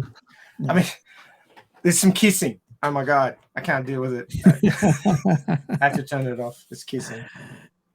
So I guess I answer in a different way for this episode. I answered the question, our very first question, which is, how old were you and what was your first impression? Did we go over a round table? And not sure if you interrupted me, as you said, so I didn't quite get finished with what I was going to say. But my context of watching this, and it comes back to something you said earlier. I was watching an anime. I watch random animes, so I try and do 10,000 steps a day. So if I haven't finished that by 9 p.m. at night, I'll go downstairs to the treadmill and watch anime and finish that up. And then if I'm feeling up to it, I'll lift weights after that, which can end up ending quite late. But I was watching an anime called Iriduku, The World in Colors, which was particularly good. If you had High Dive, which I know you don't have access to that, Robert, I'd highly recommend this to you, because it was soft and fluffy and emotional and sort of high school coming of age, but there's magic in the world, and this girl gets sent back 60 years. So her grandmother sends her back 60 years to spend some time with her as a high school girl. Nice. And basically the grandmother knows stuff because she's seen it before, because it's in her past. So she knows that her granddaughter's got some issues, and she knows that she can get over those by going back in time and meeting some people and making some friends there, with her own help as a high school girl. So it's a really sort of soft and interesting anime, talking about, you know, emotions and dealing with trauma, and, you know, having your mother walk out on you and all this sort of stuff. And it was a bit of a tearjerker, but it had a sort of a bittersweet ending, and I really enjoyed it. So it's called Iriduku, The World in Colors, which is on High Dive streaming service. And one of the voice actors in there is Brittany Karbowski. Awesome. So I was listening to her in that one, and then I swapped over to Planet Cuties, and Brittany Karbowski is the English voice of Manami. So it doesn't matter where I go, Brittany's there. There was another one earlier in the week that I watched that had Brittany in it as well, in a bit part. So she gets around that last. Oh yeah, her IMDb page is long. Oh, it is. And of course, she's the titular character in Certain Scientific Railgun, which is one of my favorite sci-fi animes. which we will cover one of these days if we can get Brittany to come on. Yeah. Keeping our fingers crossed. But yeah, so coming back to Planet Cuties, it's a very unusual anime. I mean, a lot of the writing of animes is quite lazy, in that they just throw stuff in because they think people will like it, and it makes no sense being in there almost. It's like, oh, here we go with this worn-out trope again. There's nothing interesting about this. They're just throwing it in there for a bit of ecchi or eki. And, you know, you don't engage with it particularly well, and you could almost fast forward past it. It's just there because horny teenagers like it. Not this anime. In this anime, everything makes sense. Yeah. And if you know anything about me from this podcast, you know that things need to make sense. If they don't make sense, I will point it out.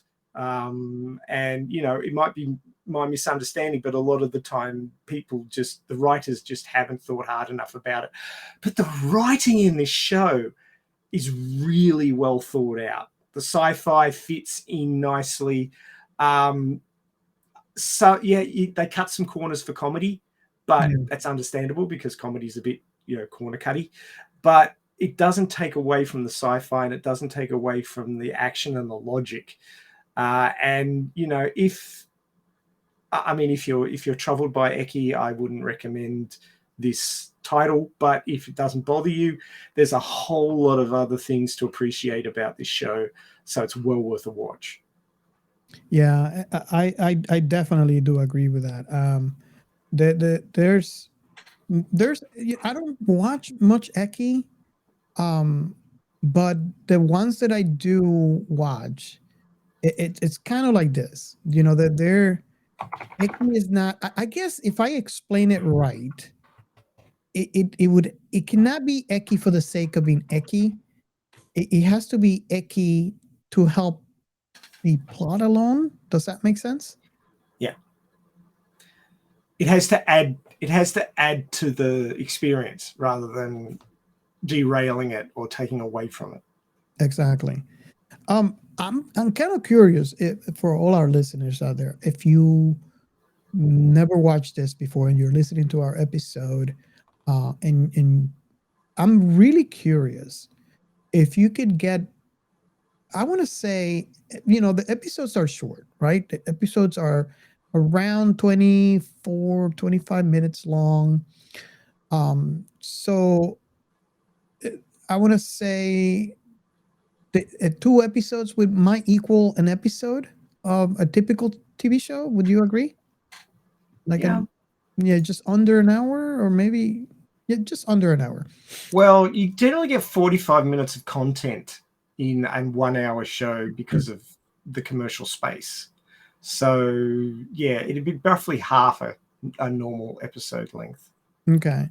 So the challenge that I have, because I have a lot of people that I show the trailers, and I get it.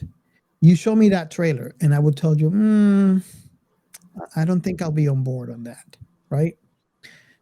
If you guys would watch the first and second episode only of this show and get back to us and let us know what you think. It's okay if you don't like it. It's okay if you said, you know, Robert, this is crap, right? It's okay. I'm just curious, because if you like sci-fi as much as we do, there has to be something that grabs you. I mean, it grabbed me in the first episode, and it just kind of escalates.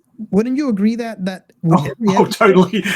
There's no brakes on this chaos train, and it's a shame that that Captain Chaos isn't here right now, because he could probably talk to that. I'm not sure what's happened to him. I messaged him, but he hasn't. He's having some issues, technical difficulties. But the sci-fi escalates, you know, and it might start with one thing. Like, for example, the first episode, the sci-fi thing is, okay, this is an alien. This is obviously a spaceship from outer space, right?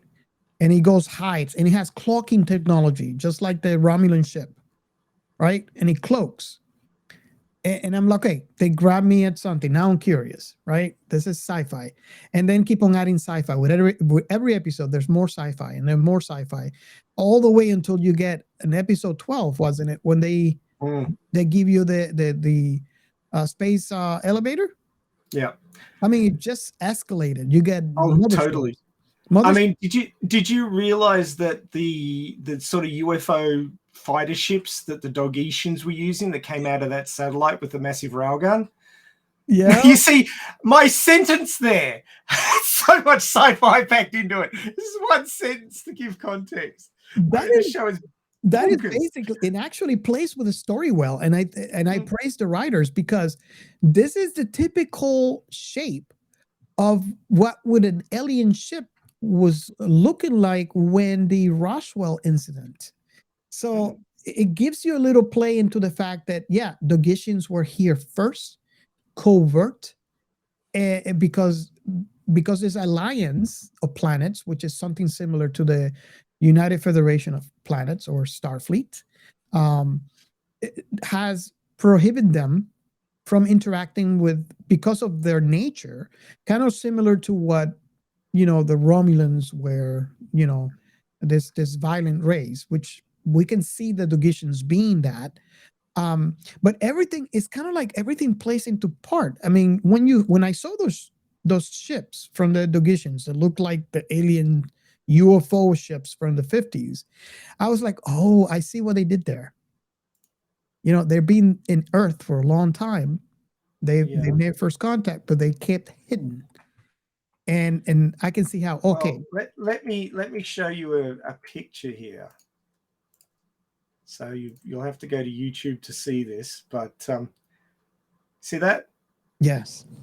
That is very close to the design that they had in the anime for the Dogetian UFO fighter ships.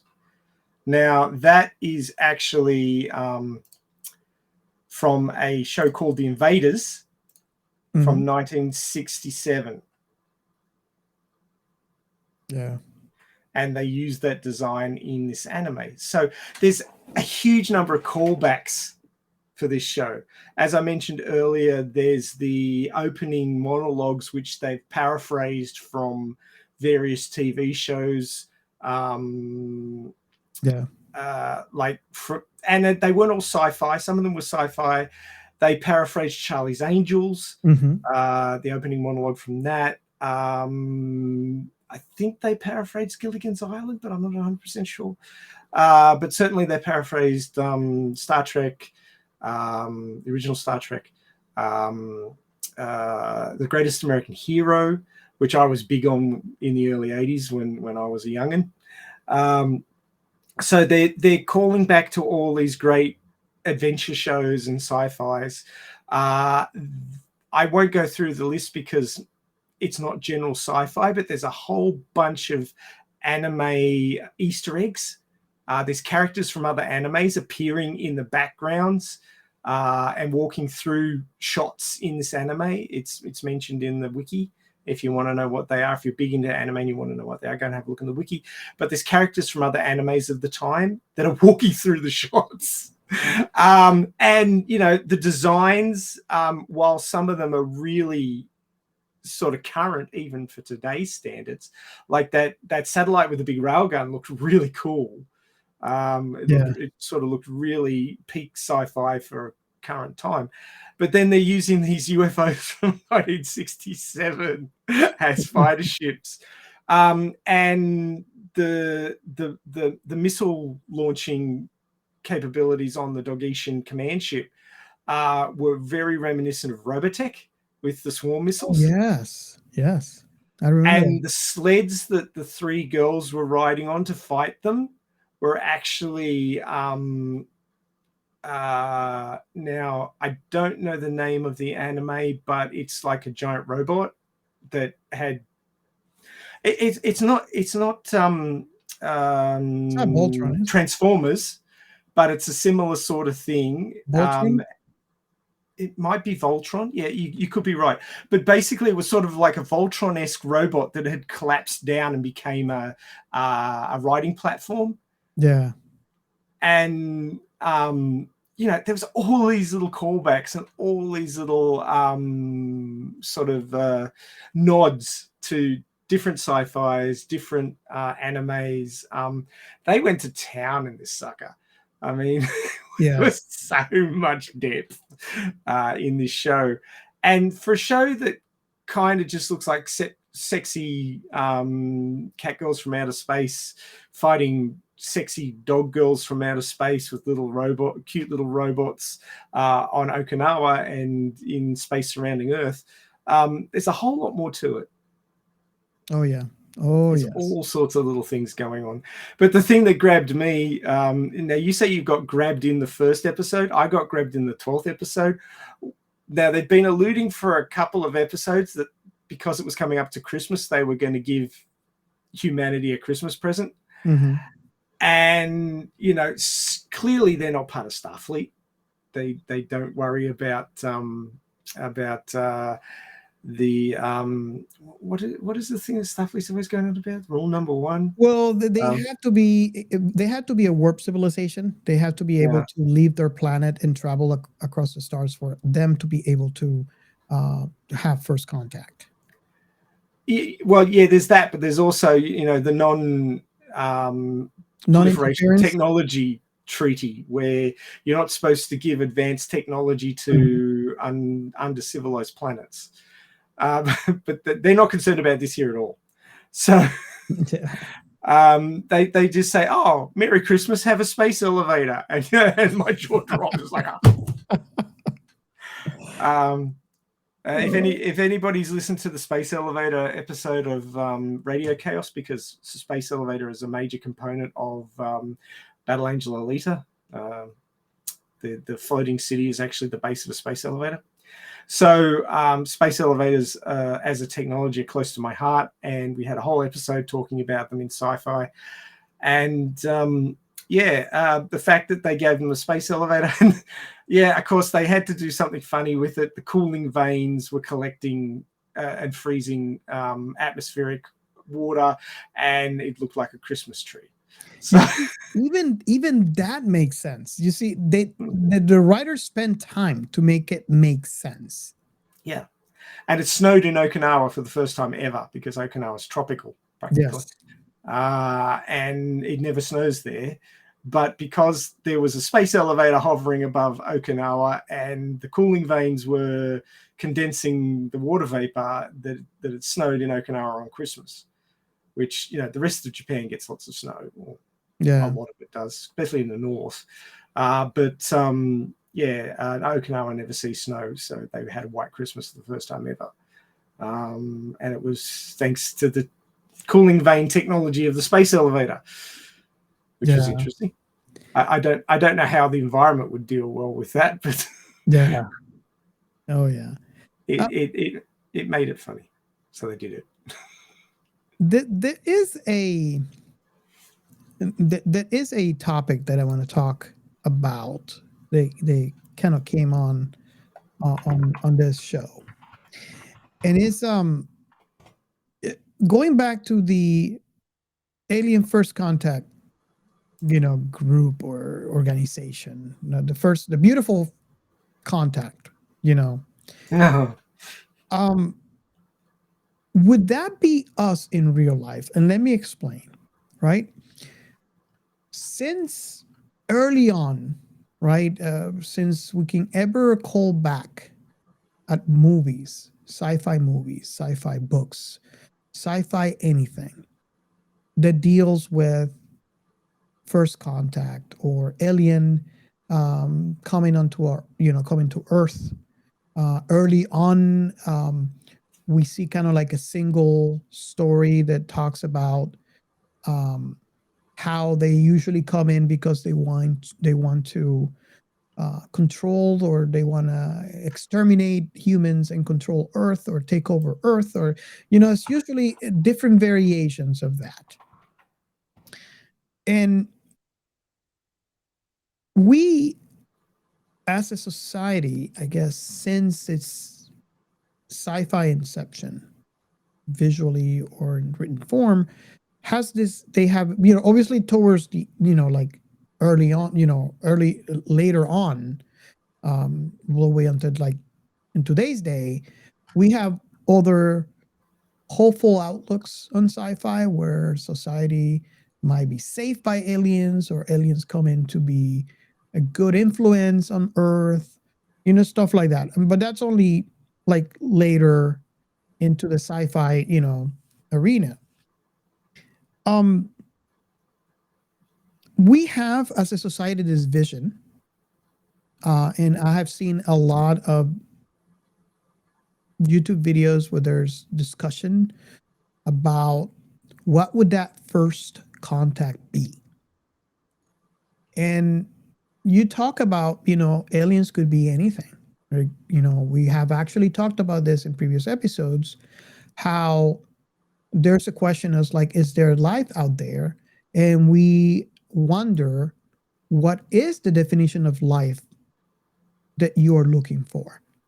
Maybe we have seen life, but we don't have that definition of life, the right definition of life. In our episode for, what was that episode that we have? Evolution. We talked about life being not carbon-based, which is another thing that has been explored later on sci-fi. So what I'm trying to say is, society has this vision of what first contact would be like. It would not be aliens that look like us, based on all the stuff that we've seen, based on all the theories that we have discussed. Now, my question is this, and why I said, would this be what we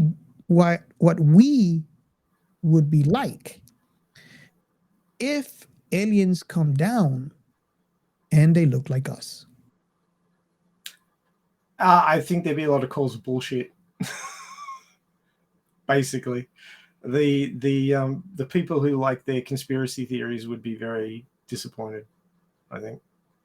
And that's another thing why I want to call out the writers of this show, because, and I wanted to talk it over here and have a discussion about it, because it might be, me, I overthink things, Mr. Overthinking. Yeah. But it made sense to me that this would be what would happen. I mean, look at that ship. If you look at the Dogatians, which were hidden, by the way, people would say, oh yeah, those are aliens. But then you look at the Katians ship, which it was kind of interesting how they say that the gravitational array would cause some lines. So when you take picture, it looks like a toy ship being held by strings. Yeah. They were anti-gravitational arrays that were like big long aerials, which made it look like strings holding up a model. And the ship looked like a toy ship. All the ships from the Kate, even the mothership, looked kind of like a toy ship. Obviously, and they're like, haven't you got anything more sci-fi? This is a real UFO. What's your problem? Well, it's an IFO, actually, an identified flying object. But I just wanted to mention that I'm showing the bottom of the space elevator with the cooling vanes, which have basically formed ice on them through their action, and it looks like a Christmas tree. Yeah, and it happens to be Christmas time, so that's convenient. Well, it was a Christmas gift.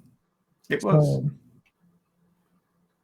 But if people aren't aware of what a space elevator is, it's basically a long construction. Like it's a mega project, something that would take us, 50 years to build, and it has to reach from the ground all the way up into space, into at least low Earth orbit. Now, how these things work is that normally they'd be connected to the ground, and then you'd have either cables or some sort of rigid piping running up into the sky, and you'd have some sort of counterweight on the other end. And due to the centrifugal force of the Earth, the counterweight would keep it up. so it wouldn't fall down due to gravity because it'd be counterweighted. So the centrifugal force of the Earth spinning this thing would be pulling out and away because through the physics function of the maintenance of angular momentum, the space station at the top, because you make it a space station, you'd have people living there, because why would you just have a counterbalance weight? You might as well have something up there that is providing the weight. It's trying to pull away, and gravity's trying to pull it down. And if you counterbalance those two forces, the thing would sit there. Now, Okinawa is not on the equator, and it's considered scientifically inaccurate to have a space elevator away from the equator, because you start to get torsion forces. Because on the equator, it's orbiting in a line, like a circle. But if it's off the equator, it's orbiting. It's not in a straight line. It's orbiting at an angle, and you get torsion forces, and the thing would tear apart unless it was some sort of amazing structural material that could handle those forces. And we don't have anything like that currently. Maybe the Catians do, but normally you'd have to build this on the equator so that it wouldn't get torn apart by twisting forces. Because it's not moving in a straight line. But obviously the Catians don't have a problem with that. They've centered it over Okinawa because why not? That's where the anime's based. So there it is. And it's going to give humanity a huge boost into getting into space, because most of the expense of getting into space is getting from the ground to orbit. You expend most of your energy just breaking free of Earth's gravity. So if you can avoid spending that energy, you can have a whole bunch more energy to, go to the moon or go to Mars or wherever the hell else you want to go to. We've been watching Elon working on his biggest rocket ever, in inverted commas. And we had a launch of the first prototype of the full stack a couple of weeks ago, which was pretty amazing. I stayed up and watched that. It was getting close to midnight our time when that went up, and went up when they had to blow it up because they lost control of it. But it's hard work getting out of the gravitational field of Earth. It's not easy. And if you can create a structure which enables you to bypass all that hard work, I mean, with a space elevator, you put stuff in the bottom, and it takes a while, but the elevator rides all the way up into orbit, and then you're out of the Earth's gravitational field, and you just build yourself a ship, and off you go to other planets and stuff. Easy peasy. And likewise, when you come back from other planets, you just put it in the elevator and come back down again. So bringing stuff down is a lot safer than, dealing with the forces of re-entry and the huge temperatures and things like that, the friction. So space elevators are awesome. And it would really help us to have one. And if, the Catians want to rock up and give us one, I'm all for it. Oh, heck yeah. But it is really, I probably should have waited for Science Behind Science Fiction to talk about this, but I'm too excited because I love space elevators. So this is the point at which, it's the end of the series, but it's the point at which I went, this is seriously sci-fi. This is a serious sci-fi series. They didn't mess around. And you had no idea this was coming. This is just like in the last 20 seconds of the show. And they kept telling you the Christmas gift from Catians to Earth. Yeah. And you don't know what that could be until they came up with this. And they go, here, have a space elevator. It's like, oh, wow. So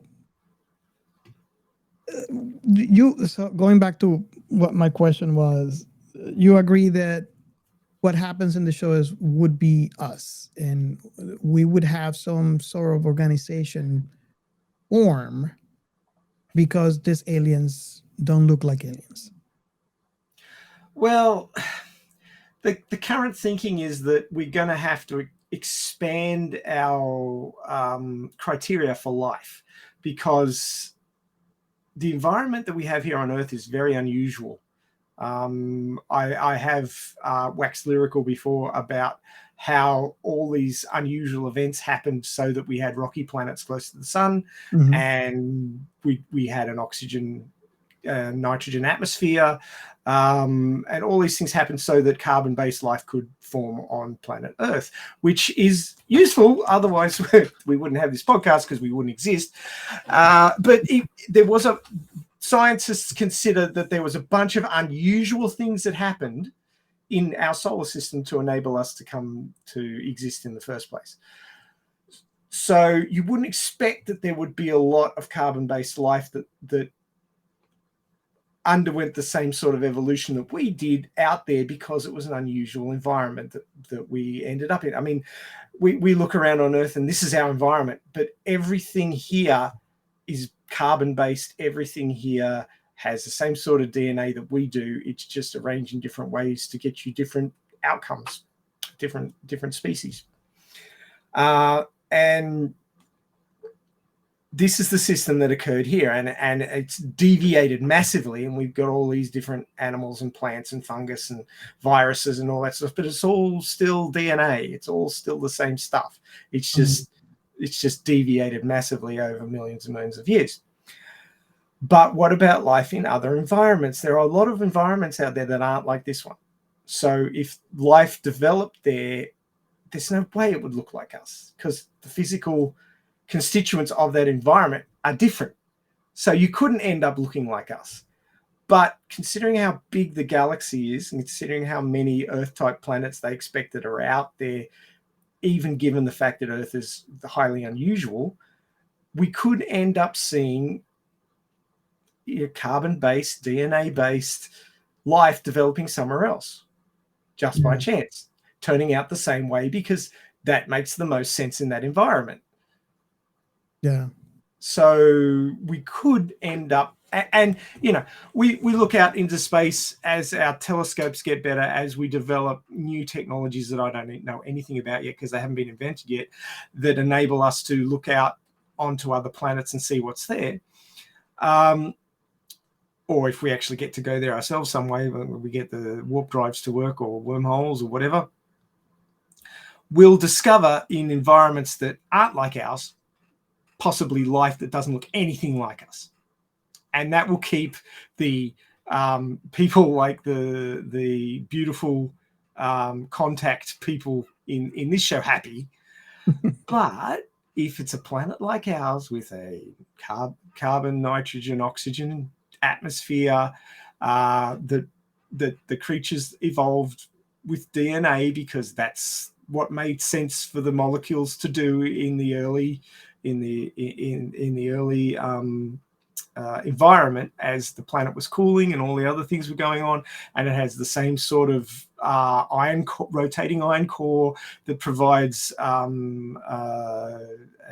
magnetosphere to deflect harmful radiation, all that sort of thing. Then it is possible that something a bit like us would turn up. Just because if the environment's the same, you can reasonably assume that something similar will show up. Now, the fact that they called their planet Earth, and they called themselves humans, and then they changed that when they found out about us because they thought it'd be too confusing. That was just pure humor. Oh yes, but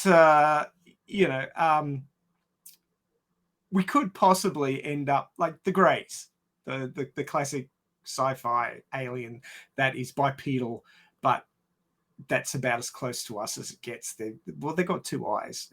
I'm not even sure if they've got a mouth, but they're sort of humanoid-ish. You could expect something like that if their environment was 99 to 100% similar to ours. So but no cat Planet Cuties. You wouldn't expect so. You really wouldn't. But doesn't mean it's impossible. It's just highly unlikely. Yes.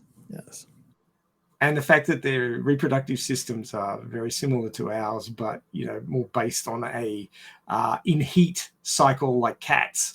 It's kind of like, so what happened? Did like a sentient race of cats and humanity that evolved on another planet get together and hey, let's combine ourselves. Let's like just get it all together and create a new race with DNA from both species. Or maybe there was a mad scientist out there who flew down here hundreds of years ago. I mean, cats have been part of human society for thousands of years. The Egyptians worshipped cats. Bastet is the cat god of Egypt, I believe, and they even mummified cats. There's mummified cats found in tombs, and cats have been part of humanity for thousands of years. Maybe an alien came down and collected samples from Earth and went, hey, what would happen if we combined humans and cats? Oh, that's interesting. But I mean, I'm just waxing lyrical about vague possibilities at this point. But yeah, just having cat girls come from outer space seems a little bit unlikely. Not impossible, but hugely unlikely. You might want to check your Rolodex for the list of mad scientists and see who could be the culprit of this. I give it a shot. But that's just me. I guess we come to the point where we ask the final question. Your final thoughts on this episode. I guess I can go first. Sorry, everybody. I think we lost Geo to technical difficulties. We kind of lost him halfway through the show, right? It was about right. So my final thoughts on this show is unique. It's not the type of show. I think because of half of the content of the show, it might scare people away. The eckiness of the show. If you are like we are, we're looking for real sci-fi, right? And I don't know if that's even the right description, but this show is definitely unique because it gives you a lot of sci-fi with a bright and bushy tail lens, if that makes any sense. It's a very positive take on First Contact, I've got to say. Definitely. And it gives you a lot of sci-fi, yet it's not serious about any of it. I think if this show would be a serious sci-fi show and they gave you all the science that this show gave you, it would be a very heavy show. I think it would be too brainy for most people. And I think the way that they designed the show allowed for the writers to give you as much sci-fi as they did without overwhelming the viewers. I honestly think this show deserves a chance, only because that's what happened to me. I was almost not going to give the show a chance because of how it starts, right? And really, honestly, the show continued on its path. However, it's the content that was provided together with the eckiness that actually hold on to me.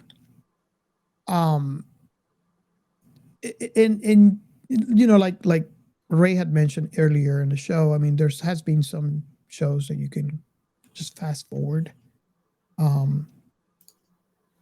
The eckiness in between the sci-fi, I want to say it was brief in comparison that eventually, I just kind of bypassed in my brain the eckiness and just concentrated.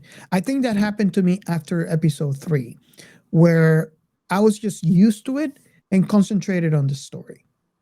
Eris, Aoi, and Monami are shocked that you were going to give up on their anime. But it is true. I watched the first episode and I was on the fence until it piqued my interest, and it's gradual because at the first episode it actually piqued my interest enough that I wanted to see the second one. The second one grabbed me a little more. The third grabbed me a little more, and I was just lost in the show. So I would like to offer this challenge to anyone listening to this episode. Just watch and let me know if you agree with my choice of episodes. I mean, you have your very own. You can actually give your choice. But I want to say, watch the first 2 episodes of this show, and come back to us and let me know your thoughts. I really enjoy. Generally, the accepted thing for anime is give it 3 episodes to get going. Oh, okay. So watch 3 episodes. And I was going to give up in the first one. Honestly, I was going to give up in the first one. Just give out. I mean, you need to watch the 3rd episodes to see them negotiating with the Japanese government in school swimsuits. So you can't miss that.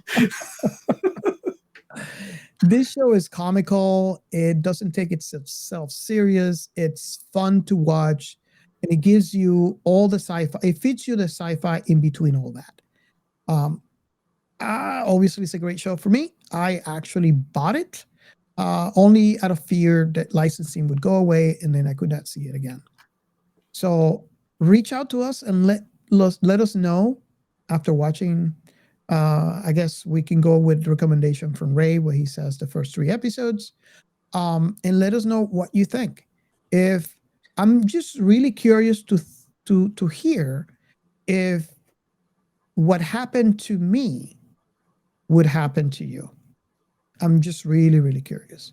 And this is I guess this is the reason why, and I guess this anime taught me that I should give things a chance, regardless of how they look like. Because honestly, I was actually judging a book by its cover on this one, and I was wrong. So give it a chance and get back to us. Ray, what is your final thoughts? Well, on the level of should you watch this or not, which is pretty much what you were covering.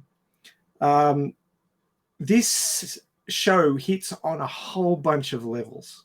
It actually amazes me as a writer how many levels they managed to cram into these 12 episodes. And it's not just the contents, the callbacks, the sci-fi elements, the tits and ass, which human males, they like to see these things. I'm not gonna lie about it. And even to the point where, like a lot of anime, everybody has massive boobs. All the girls have massive boobs. Not everybody, the guys don't. But like a lot of writers or animators presume that everybody wants a big rack. So everybody's got massive boobs. No, everybody's covered here. There's little ones to big ones. So if you're not into the big ones, then it's okay. There's something for everybody. The whole sort of point of what I'm saying here is that you've got the sexuality, but it's not over the top. There's no sex involved. Kissing is as far as it goes, and some nudity, which back when I was younger was the norm. I know now that with the PC generation, it's like, oh no, nudity, we can't have that. We're human beings, we like to see each other naked. That's how it works. Don't deny it. You'll just make yourself have a very rough time. But there's the sexuality part of this show. There's the teenage sort of rom-com element of the show, which is a whole nother genre which I really quite enjoy. Yeah. But that's that's laid in there as well. Then there's the first contact element, the sci-fi elements, the secret organization elements, the government organization elements. It's even a whole bunch of guns in this show for the gun nuts. I mean, there's callback to the 80s shows for the people who like their memorabilia. There's callbacks to 60s sci-fi. There's callbacks to a whole bunch of other animes for the anime geeks. This show has got so much in it, so many layers, so much detail, but it doesn't weigh it down. You might think, oh, there's so much in here, I'll just get confused. No, the writing is excellent. The way it flows makes perfect sense. The way the characters react, none of them do anything that's out of character to push the story along or to make a joke. It all works. Whoever wrote this was a freaking genius. And it really makes sense. And this is the second time I've watched the whole thing through, and I'd forgotten a whole bunch of stuff, which I was reminded of, thankfully, for this episode, even to the point where the setup for the major obstacles at the end of the show involve Kyo, the young human guy who's the oblivious male protagonist of the harem, which is another big anime trope that they managed to squeeze in here. He ends up being given the command bell. Like these cat girls wear bells around their necks and they denote rank. And the captain has one that has the ability to rearrange matter, like super high tech sci-fi. And so he has to use it to turn an old MERV Russian railed missile system into a spaceship so that they can get out of Earth's orbit and get to the Cadian ship and rescue the crew of the Cadian ship, which has been attacked by the Dogetians. And that might sound a little bit complicated, but they built it up really slowly and every step made sense and nobody did anything stupid. There was no big, massive plot holes. It was really well written. And because he's an Earthling, he couldn't think of a ship that was equivalent to the Catians. So he came up with a 50s sci-fi-esque ship because that's what he understood. And he created it from this MERV nuclear missile launcher that had just had the warheads removed. And it's another 50, it was a 50s throwback, and there's 60s throwbacks, and there's 80s throwbacks, and it's just so much cool stuff in this. You can watch it again and again and spot more and more things in it. And I like you said, it is unique in that it hits on so many levels. It hits on sci-fi levels, it hits on rom-com levels, it hits on ecchi levels, and none of it feels out of place. It all fits. It all works. Some of it's done for pure comedy, and that's understandable. But it doesn't feel out of place. It doesn't feel forced. Even when Aoi and Monami get, they need a boat to get out to this luxury liner, which this rich girl is living on, who's abducted Eris and Kyo because she's the leader of a cult called the Underside of the Kitten's Paw, who worship basically cat girls, and Eris is the first real cat girl that they've ever seen, so they abduct her because she's the what was the something embodiment, the embodiment of the holiness cat, because they she's basically the holy embodiment, like their Madonna. And so they abduct her, and they ended up abducting him because he was with her. They got to get out there. So the only boat that's available is one that Kyo's uncle has rented for a movie filming. So they sneak onto the set as actresses, and they're forced to put on these micro bikinis and bunny ears, and then they go and steal the boat and take off. But they've got all these hidden cameras on the boat, so they're filming them while they're actually they've changed the weapons on the boat from fakes to real weapons overnight, and then they go storming the boat, and the Dogetians are after them, and they get onto the boat and rescue Eris and Keo, but the luxury liner ends up sinking. They end up making friends with this rich young lady, but it all makes sense. Like there's things that they've got to do, and there's roadblocks, and they get around the roadblocks, but in doing so, it creates a funny situation. And then right in the OVA at the 13th episode, at the very end, it comes back to bite them because a courier shows up with a DVD of the, it was probably straight to DVD, of the movie that was cut from the hidden camera footage that they took of the girls stealing the boat so that they could go and rescue Keo and Eris. And they obviously they didn't have the correct voice, the correct voice lines, because they didn't know that they were the starring in a film. They were just being filmed by hidden cameras and helicopters that were following them and stuff. So they got the two girls from Keo's movie club to do the voiceovers.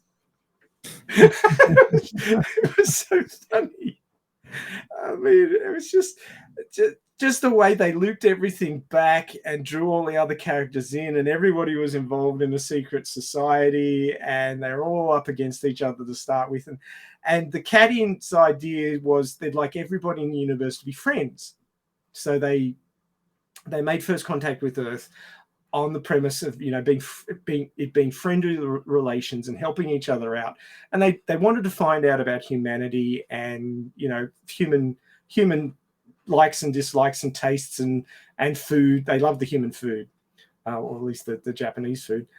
Okinawan specialties were particularly appreciated by Eris. And the Dogetians were more like, we want to sneak in and run the place from the shadows and take all their goodies. But the Cadians were like, yeah, we want to share our tech with you, and we want to get to know you. And that it was that sort of friendly thing. And oftentimes in a story, there's a character whose attitude to life infects everyone else. And it's not just the friendly, positive ones. You can get sort of the negative, bad ones. There's an anime, which I don't recommend anybody with a weak stomach watch, called Redo of Healer. It is nasty. Like, there's no other way to describe it. It is nasty. But as an example of a negative character, the main character in that one is a bastard. But he's treated like absolute shit by a lot of the other characters in the show, and you can understand why he's a bastard. But he does absolute bastard things. He rewrites people's memories and does all sorts of horrible things. And his attitude and the attitude of the people who mistreated him and caused him the trauma is sort of the negative vibe of the show. And that is sort of the exact opposite of this show, where Eris's positive attitude, and it's pretty damn obvious why she's been sent down to be first contact. She's super positive, super friendly. She just wants everybody to get along.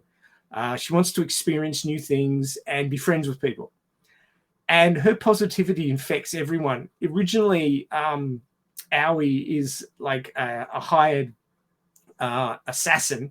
She's a murderer. She hates herself. And she doesn't think she's worthy of being loved because she's a killer. And by the end, she's gained some positivity from Eris and thinks better about herself and has changed her ways. She's no longer a killer. And she wants to love Keo and you know, find happiness. And Manami is likewise negative about missing her chance with Keo, and she's, you know, trying to work for the CIA and okay with doing negative things. She's not a killer or anything, but her attitude's quite sort of, it's somewhat dark, not as dark as Aoi's, but somewhat dark. And she's pretty rough with Keo. and by the end, she's more positive, and she's accepted her feelings for Keo, and she's decided she's not going to give up. She's going to be more positive, and it's that sort of positivity from Eris, which is infecting all the other characters.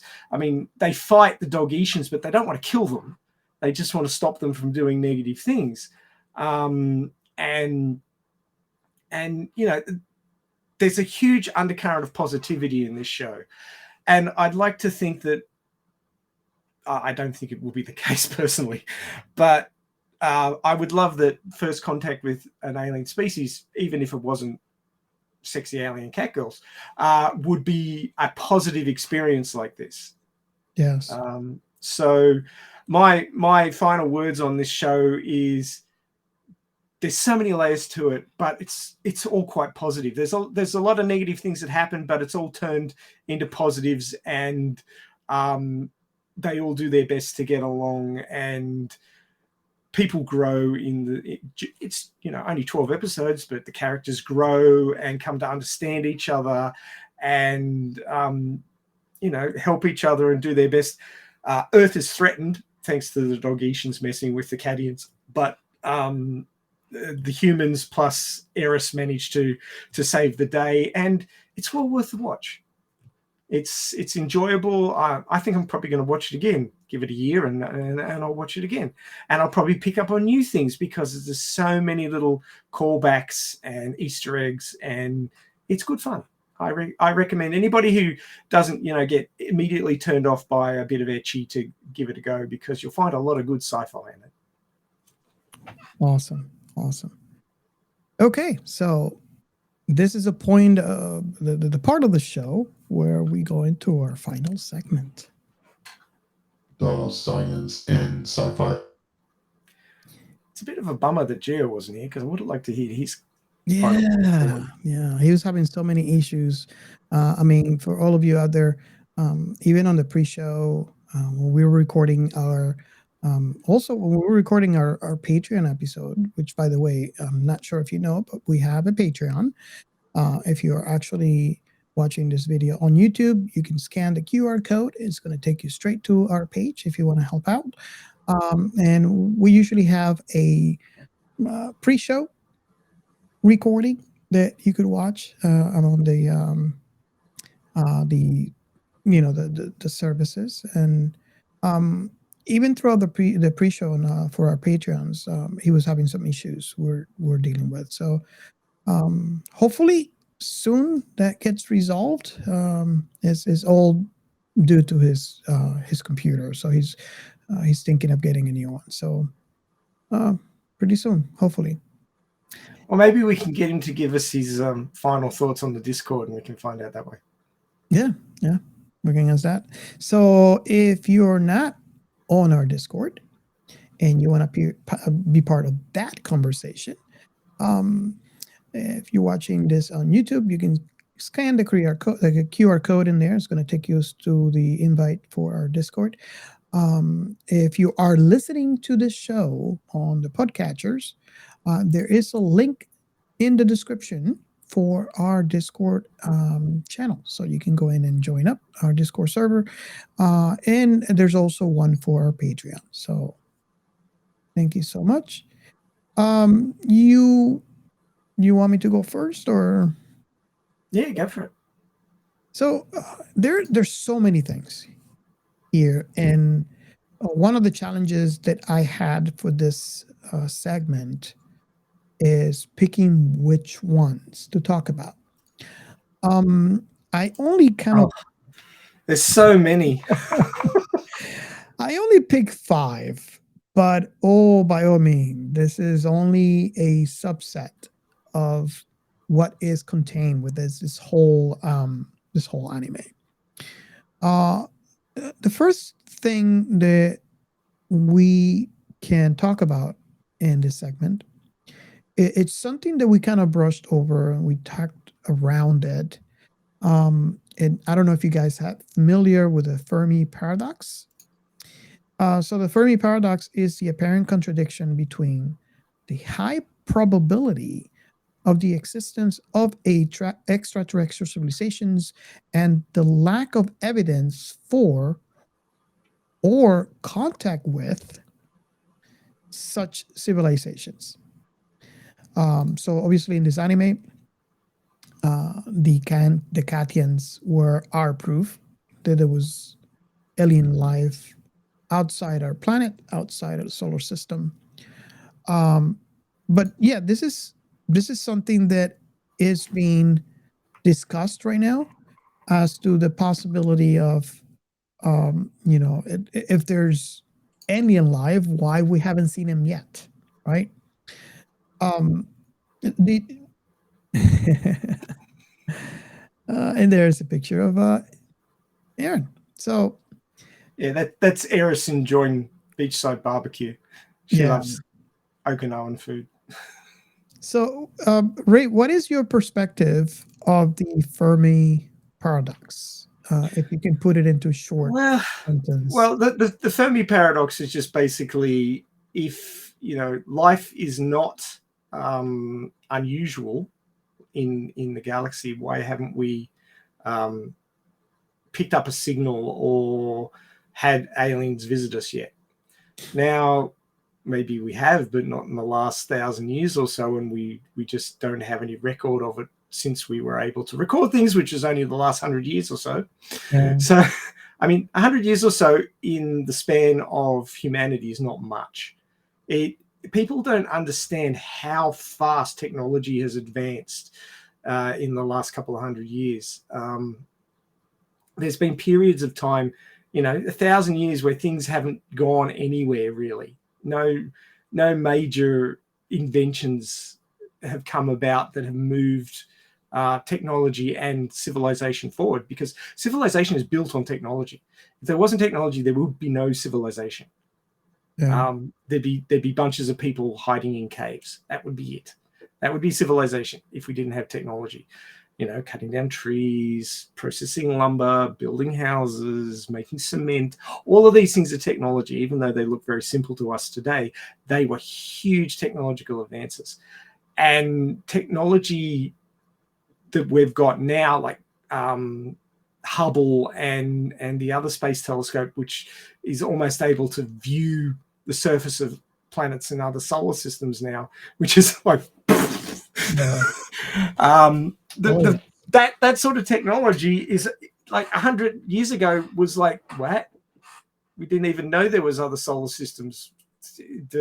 We thought the planets orbited around Earth. What the hell's going on? The advances that science has made in the last couple of 100 years, it just blows my mind, and people take it for granted because it's what they've grown up with. I mean, young people today, like people my son's age, he's 9. He's been playing on the iPad for the last 4 or 5 years. We didn't even have that when I was a kid. There was nothing like that. It's a complete, we went outside and played.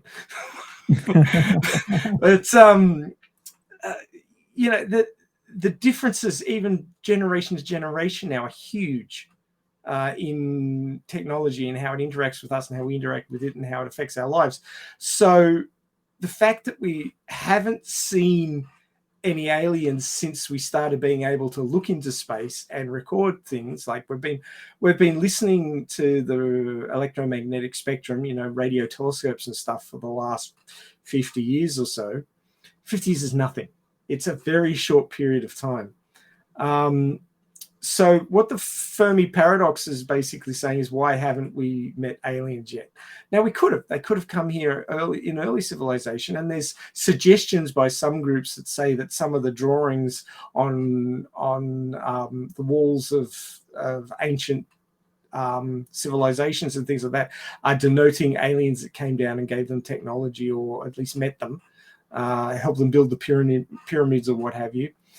There's no real evidence to say either way, but I mean, hundreds or even thousands of years is nothing in the amount of time it takes, even at a portion of light speed, to cross between us and solar systems that may have life on them or may support life.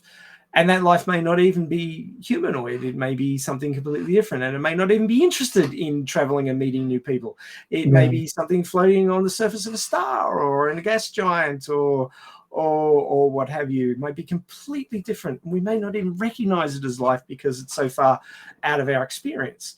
So the Fermi paradox asks, why haven't we met aliens yet? And the answers to the Fermi paradox are the tyranny of distance, the possibility that before any species builds its civilization to the point where it can communicate outside its own world or travel the massive distances required to get to our solar system, they've wiped themselves out. We haven't yet had a nuclear war which has destroyed our planet and killed our species off. It's still possible, but luckily that didn't happen. It got pretty close a couple of times, but people were intelligent enough to understand that, once you let the nuclear arsenal out of Pandora's box, it's all over, Red Rover. So it didn't happen. And we may get past that as a species. And of course, Elon wants to get 1 million people on Mars in case we do have something like that happen here and humanity gets wiped off the face of the earth. At least humanity will be somewhere else.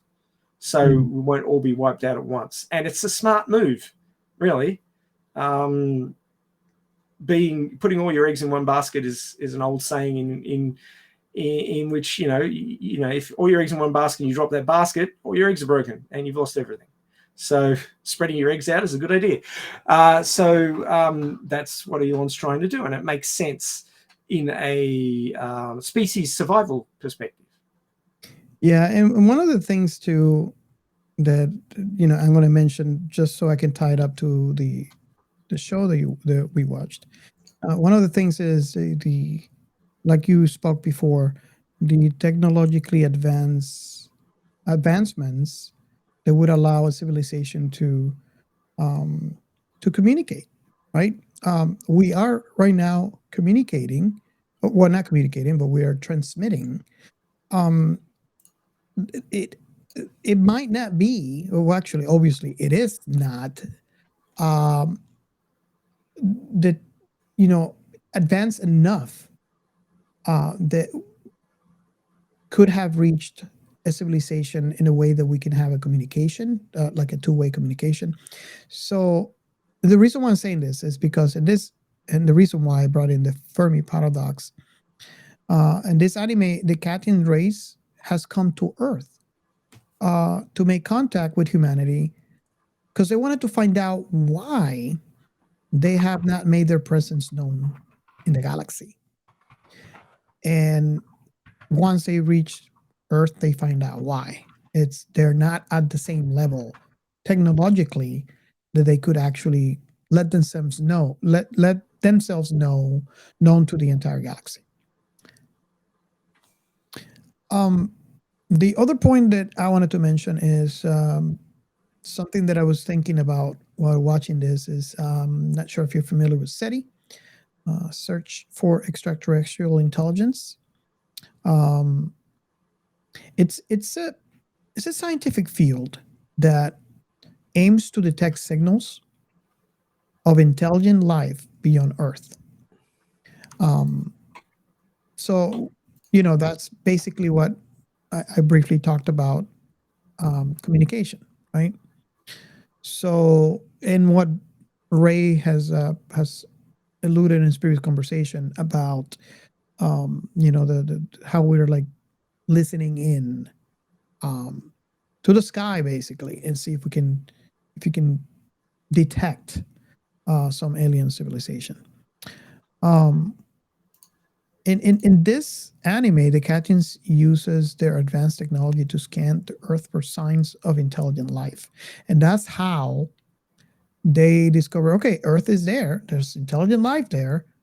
Why have they not reached out? Why they're not, and it makes me wonder if this is something that, it's actually part of the conversation that we're having. It's like, we haven't gotten to the point where we have detected alien life, obviously.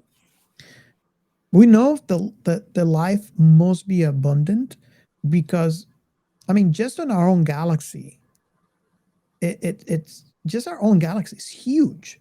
So just saying out loud that we are the only ones is ridiculous. So there has to be other on a purely mathematical perspective of probability, the probability is high that there is other life in the galaxy.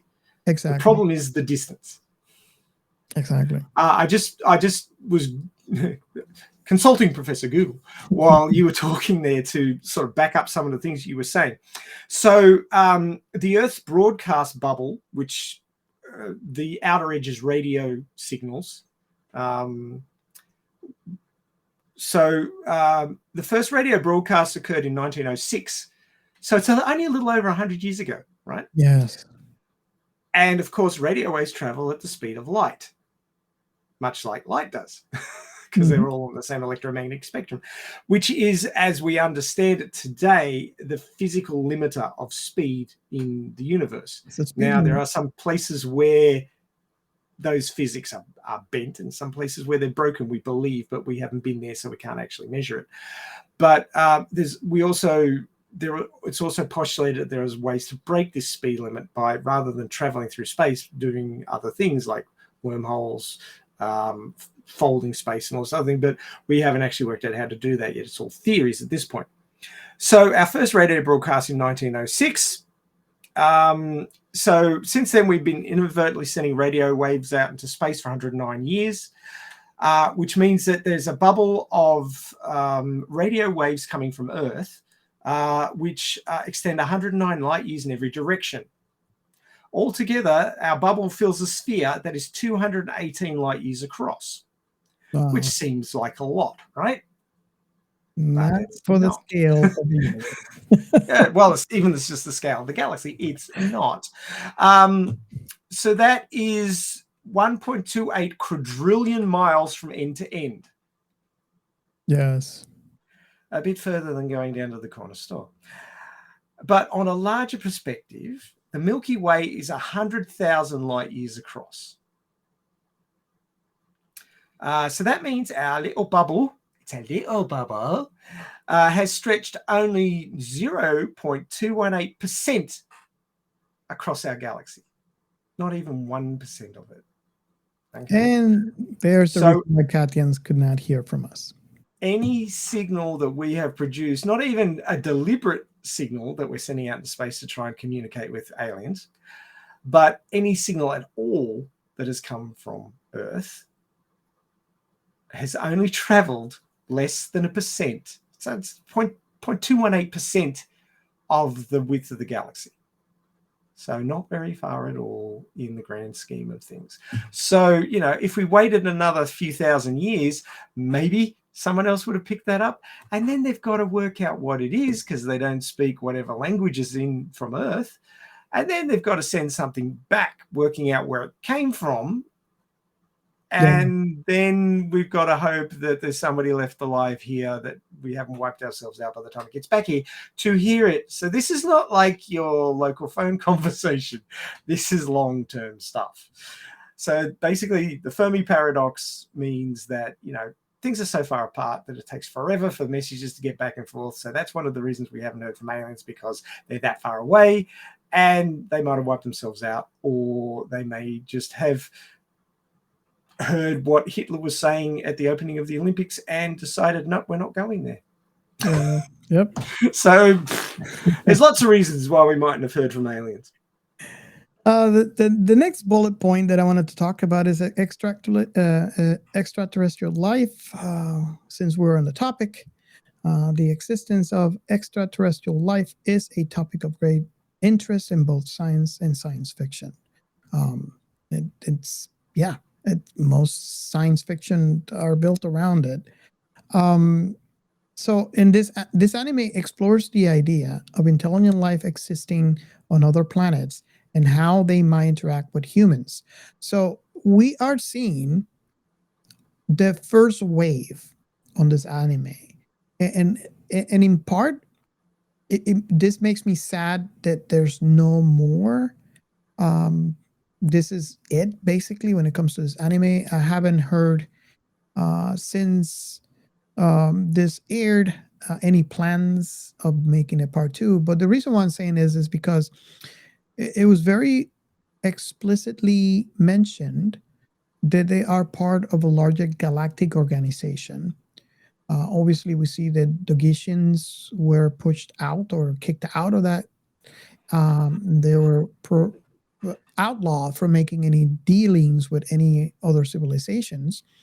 But we hear how they're talking about, there's werewolf and there's birds and vampires. Huh?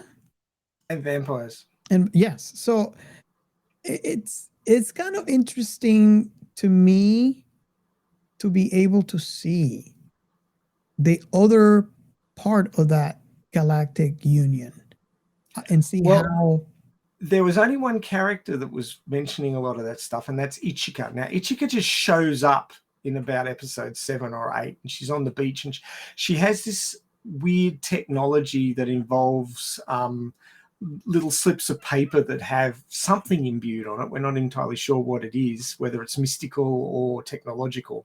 Mm-hmm. But even the Dogitians managed to get some of them on the black market and use them to invade the Cadian ship. But it's a technology that the Cadians don't have. It's something different. But then we find out in the very last episode that Ichika is actually an immortal Cadian who was hanging around on Earth before the Cadians made official contact. So there's a whole nother level going on there that we only get a tiny little hint to. And she's the one going on about, they've got a space elevator now. They'll be going out into space soon. They'll become part of the Galactic Commonwealth, the bigger organization of intelligent species. And then all the other intelligent species, the space vampires, the space werewolves, all these other mobs are going to start rocking up here to check them out. It's going to get really busy on this planet really soon now. Oh, yeah. So, what Robert says is true. There's a whole bunch of opportunities for more storytelling in this universe of Cat Planet Cuties, which I'd be interested in. In fact, I think I'm going to go have a look at the light novel series because it probably goes past the end of this.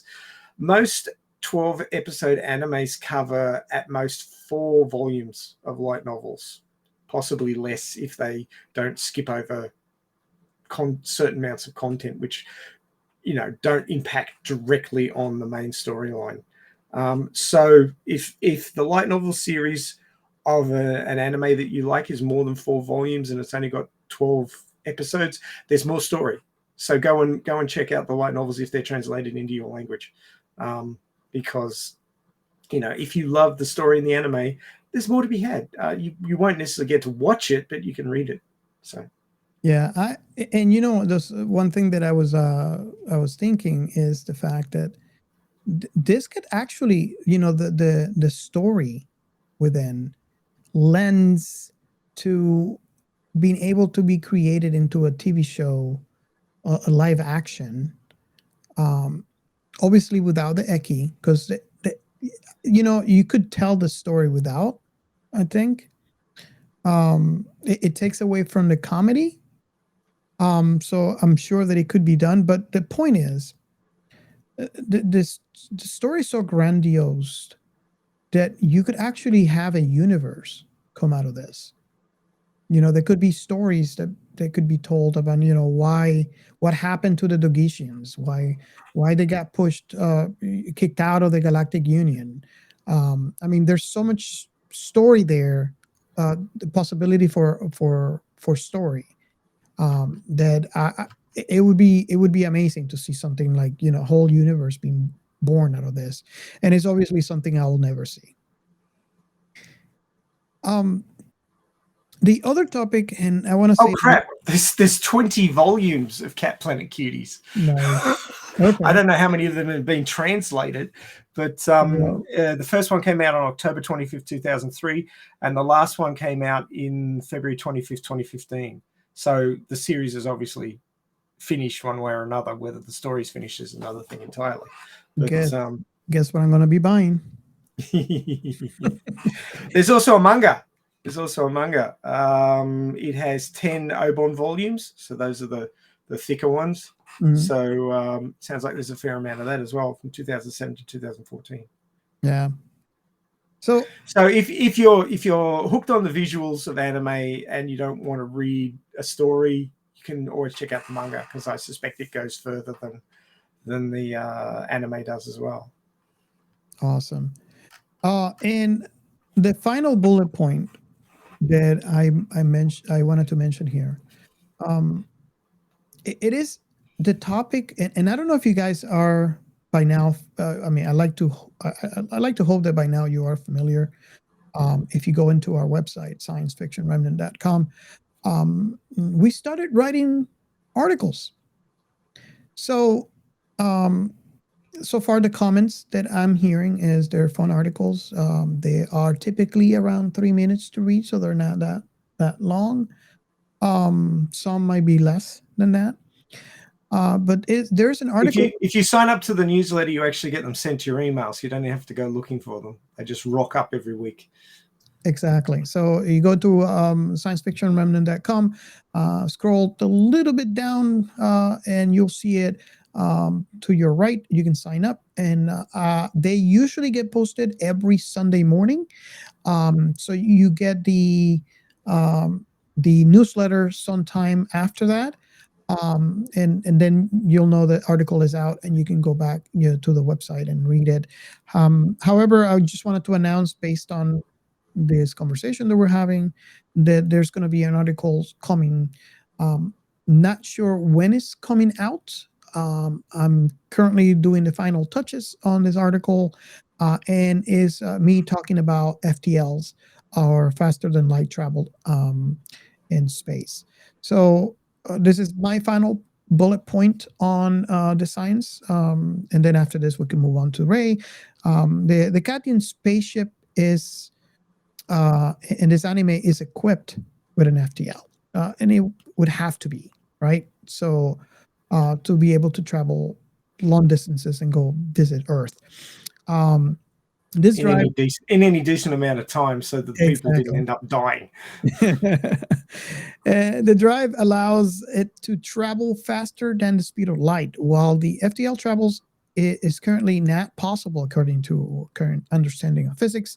It is a popular concept in science fiction. So what I'm going to be writing in the article is all the different types of FTL, what is kept within the sci-fi arena, and what kind of bleeds over into the possible with the scientific talk and research. So what is currently in theory. Exactly. So that is something that is coming up soon. So just stay tuned. However, you can go into our website and sign up for a newsletter so you don't miss the articles. And we do want to hear from you. So if you like any of the articles or anything, just join in our Discord, as well as you can reach out to us on Twitter as well. But you can join up on Discord, and you could there's a section where I am actually posting all the articles, and so Gio's there. years back, so you can actually engage in the conversation for each article. So you can join us. The Discord link is on the description, and if you're watching this on YouTube, you can just scan the QR code. Hey, Robert, can we go and rewind back and get Gio's last thoughts if he's got audio? So is Gio, you have audio? No audio. I don't see a mic. I don't see headphones. I have the CD audio of the Mac only. Okay. So we want to rewind a little back because, unfortunately we lost you early, and we wanted to give you your final thoughts on this show. I think it's a fun watch. I think that, if you don't have a problem with Eki, there's people that don't like it. I love it. It's fun as hell. Boobs. Boobs. But I think it's a fun watch. It's something that I could find myself coming back to watch it again. Definitely suggested. Has good comedy. Got boobs. It's like, it's got boobs. It's already got one big tick in Gio's book. Yeah. Half of the work is cut out already. Is Captain Chaos ticket of approval? Ooh. I need one of those captain bells, Geo, so that I can transmute myself into an actual cat person, like Keo did. Okay. That was another topic that I had on my science, and is generic engineering because of the bells. Genetic, not generic. Genetic. Yes, thank genetic you. Engineering. Generic engineering. Oh, we make boring pills.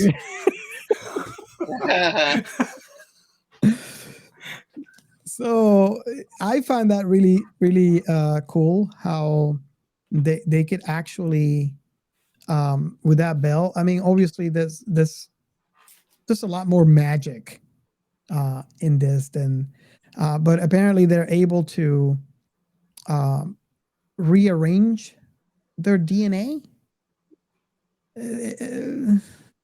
Notice how my face goes when I'm trying to be fair, the computer said it was 0.1% of his genome varied from a cation, so they're pretty bloody close to us already. Yeah. I mean, the divergent. Well, I'm not 100% sure if this is true because I haven't looked up like articles to be sure of this, but I have heard that the variation within humanity is greater than our difference from chimpanzees. So the way human genes are arranged, the variation is different from between humans and chimpanzees as far as the differences are concerned. Now I don't know the actual details to that, but 1% difference. Yeah, but the details to that I don't know off the top of my head. I'd have to go and do a fair chunk of research to verify that. But if that is correct, then 0.1% is nothing. I mean, the 0.1% might be just the tail and the ears. That's it. Just they a couple. That we are more similar to the bonobo type of chimpanzee. Yeah. Yeah, that's specifically probably the one they were referring to. But genetics is an unusual thing, and I might wax lyrical about that for just a short period of time. But there are sections of your genome that are identical to other life forms. Why is that, you might ask? Why are parts of humans exactly the same as other life forms? This is a perfect example. Hemoglobin in your blood, the stuff that makes your blood red. It actually changes color depending on how oxygenated it is. If it's highly oxygenated, it's bright red. If it's less oxygenated, it tends towards blue color, which is where you get that sort of blue blood in the veins kind of look from. So hemoglobin as a structure is highly conserved. What that means is it does such a good job that it's always selected for. If there's a mutation in it, and it'll stop working, and that organism will be unviable and it will die. So its genes will not be passed on, and you won't get that mutation showing up in any more lineages. It won't appear in the combined genome of the species anymore, because if you change hemoglobin, it stops working and you're kaput. So a random mutation in a fetus where the hemoglobin changes will probably kill it. So hemoglobin is really important exactly the way it is, so it's highly conserved. That's what the term highly conserved means. Now, certain plants grow nodules in their roots, and what hemoglobin does is it binds to oxygen. It'll actually bind to other things even tighter than oxygen, like carbon monoxide, which is why you can get carbon monoxide poisoning and it will kill you, because it binds to your hemoglobin and then you can't bind oxygen anymore. So you can't transport oxygen, so you have cell death because your cells are no longer getting oxygen. But oxygen doesn't bind as strongly to hemoglobin as things like carbon monoxide does. So it'll bind to it in the lungs and then it'll release it again around the body where there's low quantities of oxygen to give oxygen to your cells. So that's how oxygen is transported by the blood in hemoglobin. So hemoglobin, we know hemoglobin binds oxygen. Where else might there be a need to bind oxygen? Well, there's these little structures that form on the roots of certain plants, nodulating plants. Good examples of that are I'm just trying to remember. I should know this because I worked on it for years. God, I cannot think of the term. But anyway, it's like beans and various other plants like that. Beans and peas, certain Australian natives, they all produce these nodules. Now, what's in the nodule is actually a bacterium. I believe it's a bacterium. It's either a bacterium or a fungus. I can't remember off the top of my head because there's multiple versions of these things. But it's a microorganism that will produce nitrogen. Now, nitrogen's or not so much nitrogen, but nitrates. It would. Substance that is following its natural habitat in the tanks of cars of Fast and the Furious. Really? Okay, that's very random. So plants need nitrogen, and it's very hard to get it from the soil. There's a huge amount of it in the air, though. So what these microorganisms do is they convert atmospheric nitrogen into nitrates, which the plant can then utilize because it needs it to grow. So if the plants can create nodules and get more nitrogen, they can grow faster and grow better and outcompete their competitors, which is important, to survive. So what happens is that these microorganisms bump up against the roots. The root grows out around them and encapsulates them, and then provide. Now these microorganisms need a low or nil oxygen environment to do this, to convert nitrogen into nitrates. So what do you think the plant uses to soak up all that oxygen? What do you think it uses? What biological chemical? I don't know why photosynthesis came to mind. I have mentioned it already. Hemoglobin. Oh, there we go. Hemoglobin is one of those things that works so well that where it's needed, it is preserved. So plants have hemoglobin in them, in these nodules in the roots. You can actually cut them open and see it. It's red. It's there. It's also in your blood. Can you believe that something, it's structurally identical in your blood as part of your genomic makeup is in a plant? Yeah. I mean, when people say that, plants and animals are different, they all come from the same spot, buddy. they all grew up from the same spot. They differentiated, but there are still conserved sequences of DNA in both plants and animals, and that is hemoglobin is an example, that exists today and is identical and came from the same source. So vegans are also killing life. Well, life needs life. Life needs to eat and digest life to live. It's just the way it is. You can't be too sensitive about that, or you're going to die. Yeah. That's all there is to it. And that's the way it's meant to be. It's not a choice. You have to do that if you want to live. But vegans are more worried about eating sentient things or things that think. Yeah. So that's more the difference there. But having said all that, thinking about structures of DNA which produce phenotypical protein structures to produce a viable organism, if it works really well, it's going to be conserved. So it's going to be there. Now, who's to say that these things don't come into being in a similar environment in the same way, because it is the most efficient and cheapest way to do it. DNA came into existence because it could, and then organisms became viable, and it all started building up upon itself because it could. There was no great thought went into it. There was no thinking. I personally believe that there's a creator, because I don't think that the amazingness of the universe could have come about just by chance. But that's a personal opinion of mine. I've got nothing to back it up. Pure scientific thinking is that, you had all this stuff happen and ended up with us and our environment and our planet and all the life that we see around us every day. Mm-hmm. If the environment was very, very similar or identical, I mean, it's unlikely to be identical, but it could be very, very similar.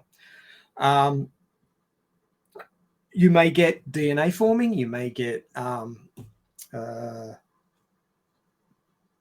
you may get organisms forming and differentiating in the same fashion and ending up with something that looks like us. And it may even have very similar genetic coding to us.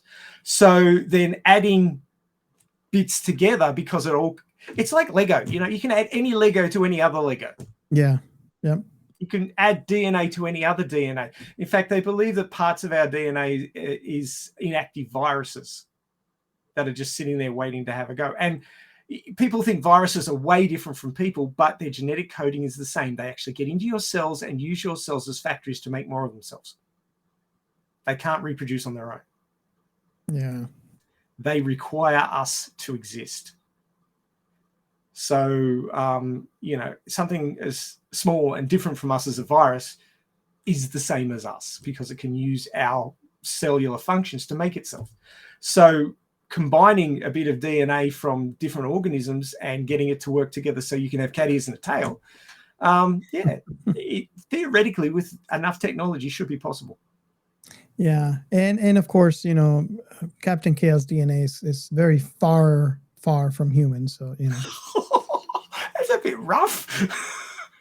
I think he's just special. Another topic, I guess to close out the segment, space elevator. How cool is that? Oh, very cool. I've actually in my Google searching have found a still of it now. So there we go. Yeah. So that's obviously the base of it. It goes up thousands of kilometers up into the outer levels of the atmosphere. And it looks like a Christmas tree. And you just need to go back about an hour and a half for my description of how it works. I had premature scientific excitement and spoke about it too soon. Awesome. But if you go back, you can hear about space elevators there. But yeah, it is a technology that you know, some engineers believe is doable if we can find some stronger materials, and carbon nanotubes are looking pretty good as a material. Of course, making enough to cover hundreds of thousands of kilometers is going to be interesting. Yeah. But you know, humanity's never, you know, been one to shy away from a great dream. And I mean, the whole thing about humanity is that we make dreams reality. We think things up that have never been done before, that have never been seen before, and we go, how would that work? Can we make it with the technology today? If not, what sort of technologies do we need to come up with so that we can get it to work? And then we look for those technologies and we make them happen. They're not natural. They don't occur in the environment. We just don't pick them off a tree. We use our imagination to come up with it, and then we make it. And that's the beauty of sci-fi. That's part of the process. Yes. Yeah. And we wouldn't be a technological species. We wouldn't be advancing the way we are. We wouldn't have had the amazing technological rise that we've had in the last 100 years if it wasn't for sci-fi. If people weren't imagining stuff, we wouldn't make it. We wouldn't have the impetus to make it. Mm-hmm. So science fiction is a very important starting point for, you know, improving our technology and getting out there to the stars, and, you know, understanding the fundamentals of the universe and building better medical systems. And you know, even although, you know, technology has been involved in, or misuse of technology and thoughtlessness has been involved in destroying this planet, it could also be involved in cleaning it up and making it a wonderful place. So all technology is a double-edged sword, and we need to use the good edge and improve the situation, not make it worse. Yeah. Okay, so I guess that concludes the segment. And this there were these little guys, though. I want one of those. They come in handy around the house. Oh, for sure. Look, assist droids is something that's big in this universe of Cat Planet Cuties. Both the Dogetians and the Catians have them, although the Dogetian ones look more like warriors, and the Catian ones are more like builders and helpers. Although they can still handle guns, which have the semi-antimatter rounds that obliterate everything that's not biological, so they can defend themselves. So now, where is it? One of my tabs. I've got so many tabs open you just would not believe. I've got 100 flying saucer tabs open. Here we go. Found it. Right. Boink. Okay, so the assist droids are basically personal assistance robots, and the original book was written in 2003. The anime came out in 2010. It's now 13 years later, and Spiky World has an article about the 7 best personal assistance robots in 2023. And we have the Lynx Amazon Alexa-enabled robot, the UbiTech humanoid robotic, Jibo, the social robot for home, Luansol humanoid robot kit, Vector robot by Acme, Professor Einstein robot, and the Spiro Bolt app-enabled robot. So, as you can see, now I'm not saying directly that Cat Planet Cuties assist bots were the ones that brought all this proliferation of human-like assistance robots into play, but they may have had some influence on it. Yeah. But as you can see, there's a whole article here saying the pros and cons of each one and where to find them. I was looking for articles on Japanese robots that they're working on, because they have a problem there with a reduction in birth rate. So they're starting to get an inverted pyramid of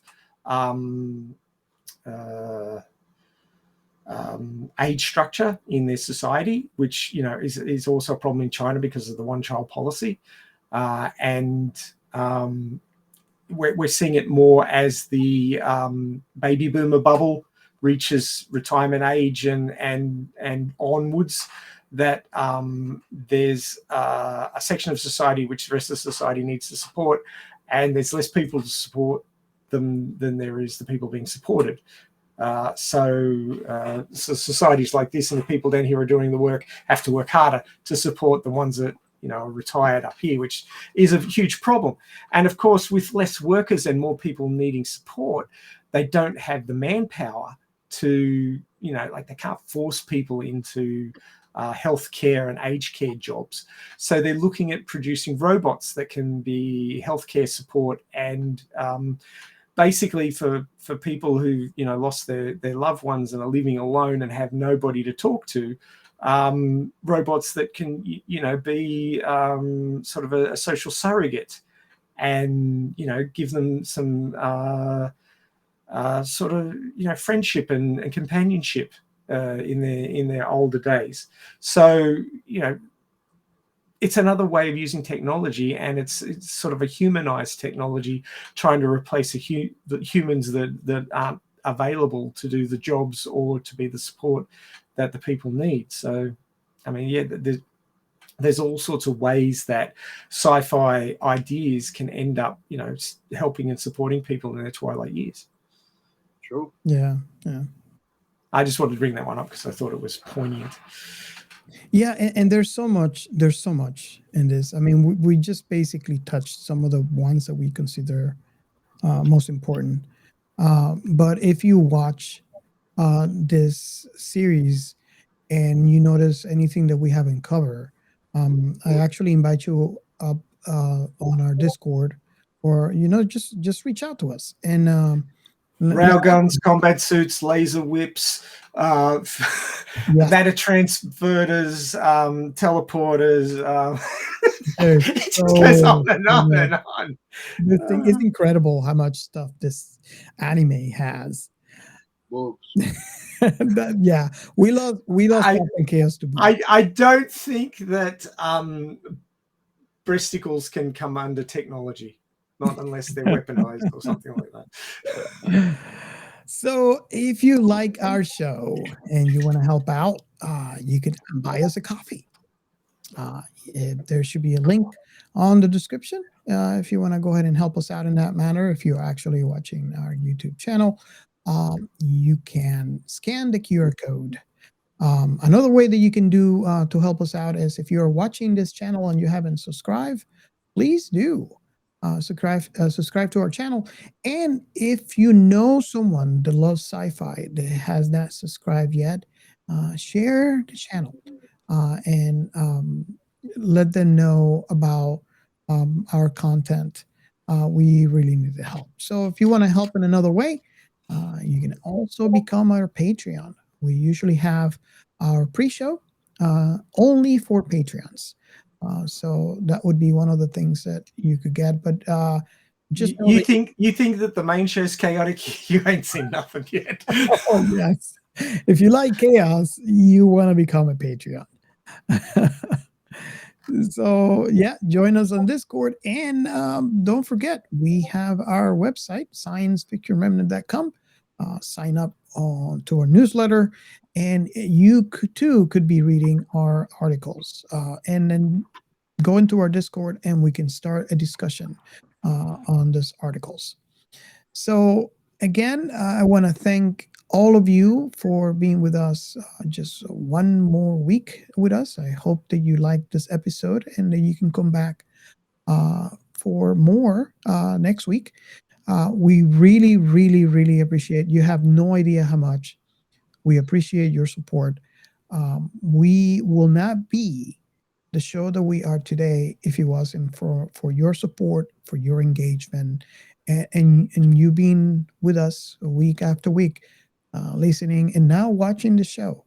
So from all of us to you, thank you so much for being with us one more episode, and we can't wait to have you come back next week. Goodbye. Next time.